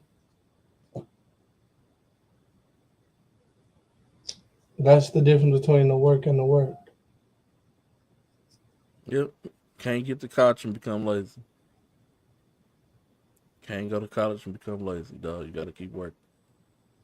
Oh, he at Arkansas? He not at Boise State? He just hit the portal? Got to keep working, man. What's the next time? It's a lot of really good high school games, man. This whole week, like Tuesday is loaded with games, man. Loaded with games, man. I'm just going to run through them. We'll see which games make G-Day's top 5, and I'll answer it here. I had somebody ask me why I only put 5 games because I wanted to. I mean, but no, that's not the real reason. The real reason is only 5 players start a game of basketball. So it's a play on basketball. So if you got 5, I'm not going to give a position, but if there's 5 players who start, then I'm just going to pick 5 games as the top games. So that's the reason why. That's the reason why. I told the person though because I felt like it, but they knew I was joking. But that's the real reason why. The 5 kids start the game, so I just picked 5 games. But on Tuesday, man, you got Baytown Sterling at Westbrook, Angleton at Friendswood, Grand Oaks at Willis, Tompkins at Jordan, Cinco at Seven Lakes, West Fork is at Crosby, Fort Bend Crawford's at Stafford, Cy Falls versus Cy Fair, Elkins versus Clements, Randall versus Kempner, Iowa Colony versus LaPorte. You got Stratford versus Cy Ridge, Madisonville versus Navasota. Kincaid at Episcopal. You got Conroe versus the Woodlands. You got Bridge City trying to snap Silsbee district record. And then you got Livingston at Hardin Jefferson. All them games are on Tuesday. A lot of good games on Tuesday, man. A lot of good games. Wednesday, you got Foster at A-Leaf Taylor. Straight Jesuit at Fulshire. Cy Park at Cy Woods. Cy Woods trying to snap down a 2-game losing skid. They start off the season really hot. Cy Park just beat Cy Springs in overtime. And so they're rolling hot right now. That's going to be a good game. MacArthur versus Decaney. George Ranch versus A-Leaf Elsik. Lincoln Creek versus Cy Lakes. And Deer Park versus Clear Springs on Wednesdays. Jumping over to Friday, a couple good games. You got Clements at Travis. Friendswood versus Iowa Colony. Katy versus Cinco Ranch. Stafford versus Freeman. At Freeman, that's going to be good. North Shore at Summer Creek. Hightower at Elkins. Tarkington at Huffman Hargrave. Spring Branch Memorial versus Stratford on Friday. Then a couple of games on Saturday. Cy Lakes versus Cy Springs. Cy Ranch. No, I put that wrong. It ain't Cy Lakes. It's playing Springs. Somebody else is. Because Cy Ranch is playing Cy Lakes. Taylor versus Straight Jesuit. Westside versus Heights. And the Woodlands Christians at Second Baptist. Saturday is when my hand, after I messed up my hand, I can't write now with my messed up thumb. It's crazy when you like break a finger or your hand just don't operate the same, which is weird. Just with one little ligament. That's crazy to me. Hey, what if I told you this right here is the difference between the animal kingdom taking over humankind and not taking over humankind? What if I told you that little thing right there is the most important thing in human? That's crazy. It's the only reason why Planet of the Apes ain't really cook off how they wanted to cook off. They can't open, they could open doors, but there's certain ways to fool a monkey. You still got bananas out here. Yeah, so a lot of good games. 6A 13, the Katy District and the Pearland District. This is their last week of the first round of district play. And so next week they start their second. Next week is all straight playoff implication games. Here on out. 6A 13, the Katy District, and then the district with Pearland. Somebody hit me up online. Oh yeah, I seen Bibbs. It's my boy, man. Somebody hit me up and let me know. Pearland not pretenders, they contenders. Hey. I told her, hey, I just didn't want them to be asleep when them young boys from Shadow Creek pulled up. Oh yeah. You know, they real deal. But I respect that.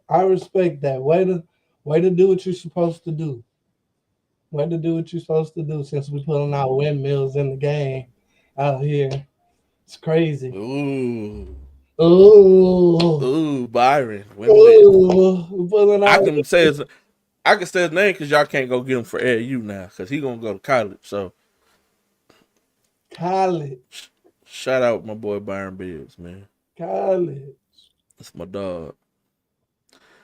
I got smoke with that GM though. I got smoke with that GM. We gonna play the long game. Well, yeah, man, that's it, man. I think we're gonna move the show from 8 p.m. to 10 p.m. because it seems like we get more viewers on the latter end than at the start. I don't know. Y'all let me know in the comment section. Y'all hit me up. That might be fool's gold because I think we fight so much with playoffs and football on Sundays during the regular season. It's less football games on. That's true. 1 or 2 games a day or whatever. And in our slot, it's usually only one, but they didn't watch 8 football games. I think Okay. now, and when football and college is gone too, now we only got just basketball, basketball, basketball. I think I mean, it'll that's true. course correct. Because even like our favorite TV shows, they're not coming back on till like February 11th. That's when sweeps week starts. So we'll pay attention to the ratings around then. Okay. But yeah, man, we appreciate y'all, man.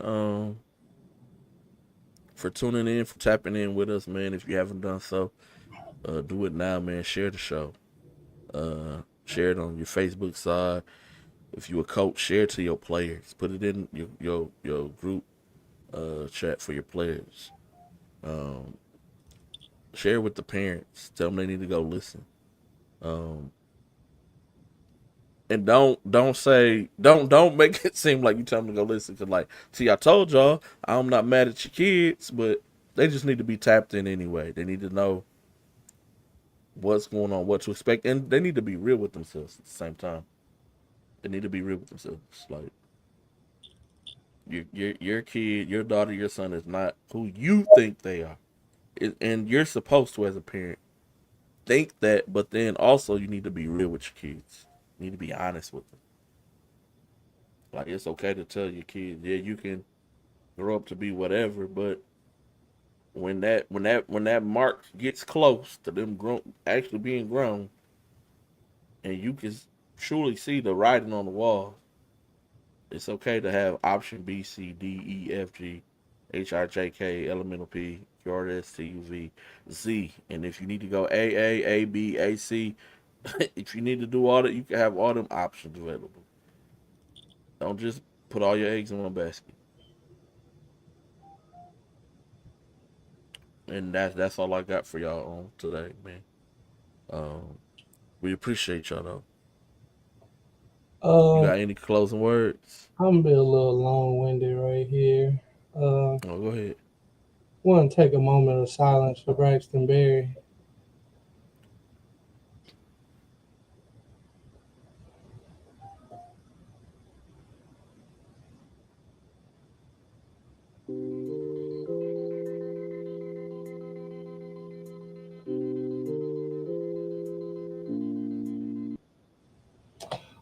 Um, in case for the basketball community that hasn't heard, um, Braxton went to Westbury Christian.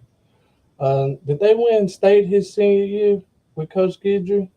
They may have won state They when he lost the was. junior year and then ended up winning the senior year. That's they may have. Nonetheless, doesn't matter. That doesn't make him who he is as a person. Braxton was a wonderful young man who was incredibly smart, who I had family ties with. My family worked with his family. Um, and Braxton grew up in Switzerland. So basketball necessarily wasn't an end all vehicle. It was something he loved to do. And he tragically lost his life while playing pickup. Um, so I just want to tell the basketball community it's important to get your checkups and make sure you're physically fit and make sure your heart, because there's nothing wrong with good cardio. But Braxton was entirely too young, and granted, it could have just been his time, but hopefully it was something that was maybe could have been treatable, preventable, maybe. But also, we do know when you're a bigger of a fella and you're taller, some of the complications that you possibly could have with playing sports. Um, but that's neither here nor there. I kind of really don't know what to say, but I knew I needed to say something. Um, I appreciate Yeah, I was kind of in that same boat. Like I didn't know what to say. Um, I got you. I understand. And like it's crazy because being a Raptor, we've lost our fair share of Raptors. But it's one of those things where you just say God doesn't make any mistakes, and you're happy to know people as you know them. Braxton went to Trinity College. They're D3 in San Antonio, right? Mm-hmm. They're in the same division that St. Thomas. St. Thomas. Got to watch him play. He also participated in the 3-on-3 Olympics with Trinity, part of the Mm-hmm. USA program. So he got a lot out of basketball. So don't let basketball use you. Use it, because eventually the ball will stop bouncing, whether it be forced or on your own doing. But make sure you have fun while doing it. Would just like to say, give my condolences to Miss Nada, his mom, Yes.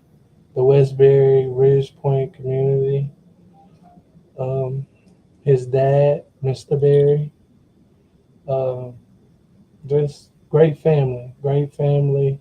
Always had a smile on their face. Great people. Um, but just wanted to end that with, let's try to take care of our health and make sure we're in the best position to be the best athlete we can be. Because I know a lot of kids really don't get checkups until you get a physical, and then you get your real Mm-hmm. first full checkup at college, and that's how a lot of things are found out. Mm-hmm. Let's try to get some of that, prevalent in our household, so we don't lose too many young men for something that's possibly treatable. Definitely, man. Yeah, they won 2021 his senior year. They won state. Yeah, yeah, great kid. Uh, and Yeah, it's tough on young people, man. Doug, Especially people you knew. yeah, Like it's tough. I don't ever know what to say when it comes to young people. yeah. But we appreciate y'all for tuning in. Like, we appreciate Definitely do, man. love. We never take that for granted. We always do it for y'all, because if we didn't, what would we be doing it for? But thank y'all for taking time out y'all night. What you got, G Day? That's it, man. Love on somebody. Pay it forward to somebody, man. It doesn't have to always be financially. I know I say this all the time at the end of every show. Um, because you just never know who's going through what. Kind words go a long way. That could be paying it forward. And it gotta be when you at Starbucks and you like, I'm gonna knock out the person behind me or drive through or at a restaurant. It ain't gotta be that. Like that's cool too. If you see me in the line behind you, if you wanna knock me out, hey, go ahead and knock out my bill as well. Um, I do that from time to time, but kind words, man, like paying it forward that way. Advice, paying it forward that way. Like just pay it forward, man. Any way that you can. Um, you don't know who's going through what. You don't know how that's gonna help someone. You don't know how that can even save someone's life. So just be kind to one another, man, and also be real, be honest. Like let's stop sugarcoating, let's stop lying. Like let's just be real with one another and real with these kids, and be real as parents, man. Your kids gonna love you anyway. Don't I mean they're not gonna like you took basketball away from me. Ah, if they start acting like that, then I don't know what to say tell you, but just be real with your kids, man. Be real. Oh man, before we go, dang, Doug ain't here, but he can attest to this. This is gonna sound really bad, y'all, but it's so refreshing when after high school is over, when you run into parents who thought that their kid was all world, and they not all world, and they at a school, a smaller school, or where they wasn't expecting them to land, and then they come and they try to talk to you and talk to you like nothing ever happened, like they didn't say you didn't know what you was talking about and all this other stuff. That to me, that's so rewarding to make people eat the humble pie, dog. When when I was right and they was wrong, and that happens a lot, and that happened today, and it just made me feel good. And I had to share it with Doug, and he was like, "You right, dog. That's one of the best feelings." It is, and it's bad to say that, but if I'm trying to help you in a manner, but you telling me I don't know, then I cut all ties. I don't try to help none of that, and then you end up going to where I was trying to help you go anyway, but you thought you was going somewhere bigger, better, according to you, and then that kid don't even touch the floor at a top 10 school in the country on the Division III level, but you thought he was a Division I kid, but he can't see the floor. And we won by 40? We won by 40, he can't see the floor. It wasn't like it was a 4-point game. We won the game by 40 points. But he couldn't see the floor, but you said he was the Division I player. But he's on the Division III bench. And he can't get no playing time. And we won the game by 40 points. You are what you are for you got here, player. That humble pie is really nice, man. That's my own little selfish pet peeve. But until next time, man, hey, that's game, dog.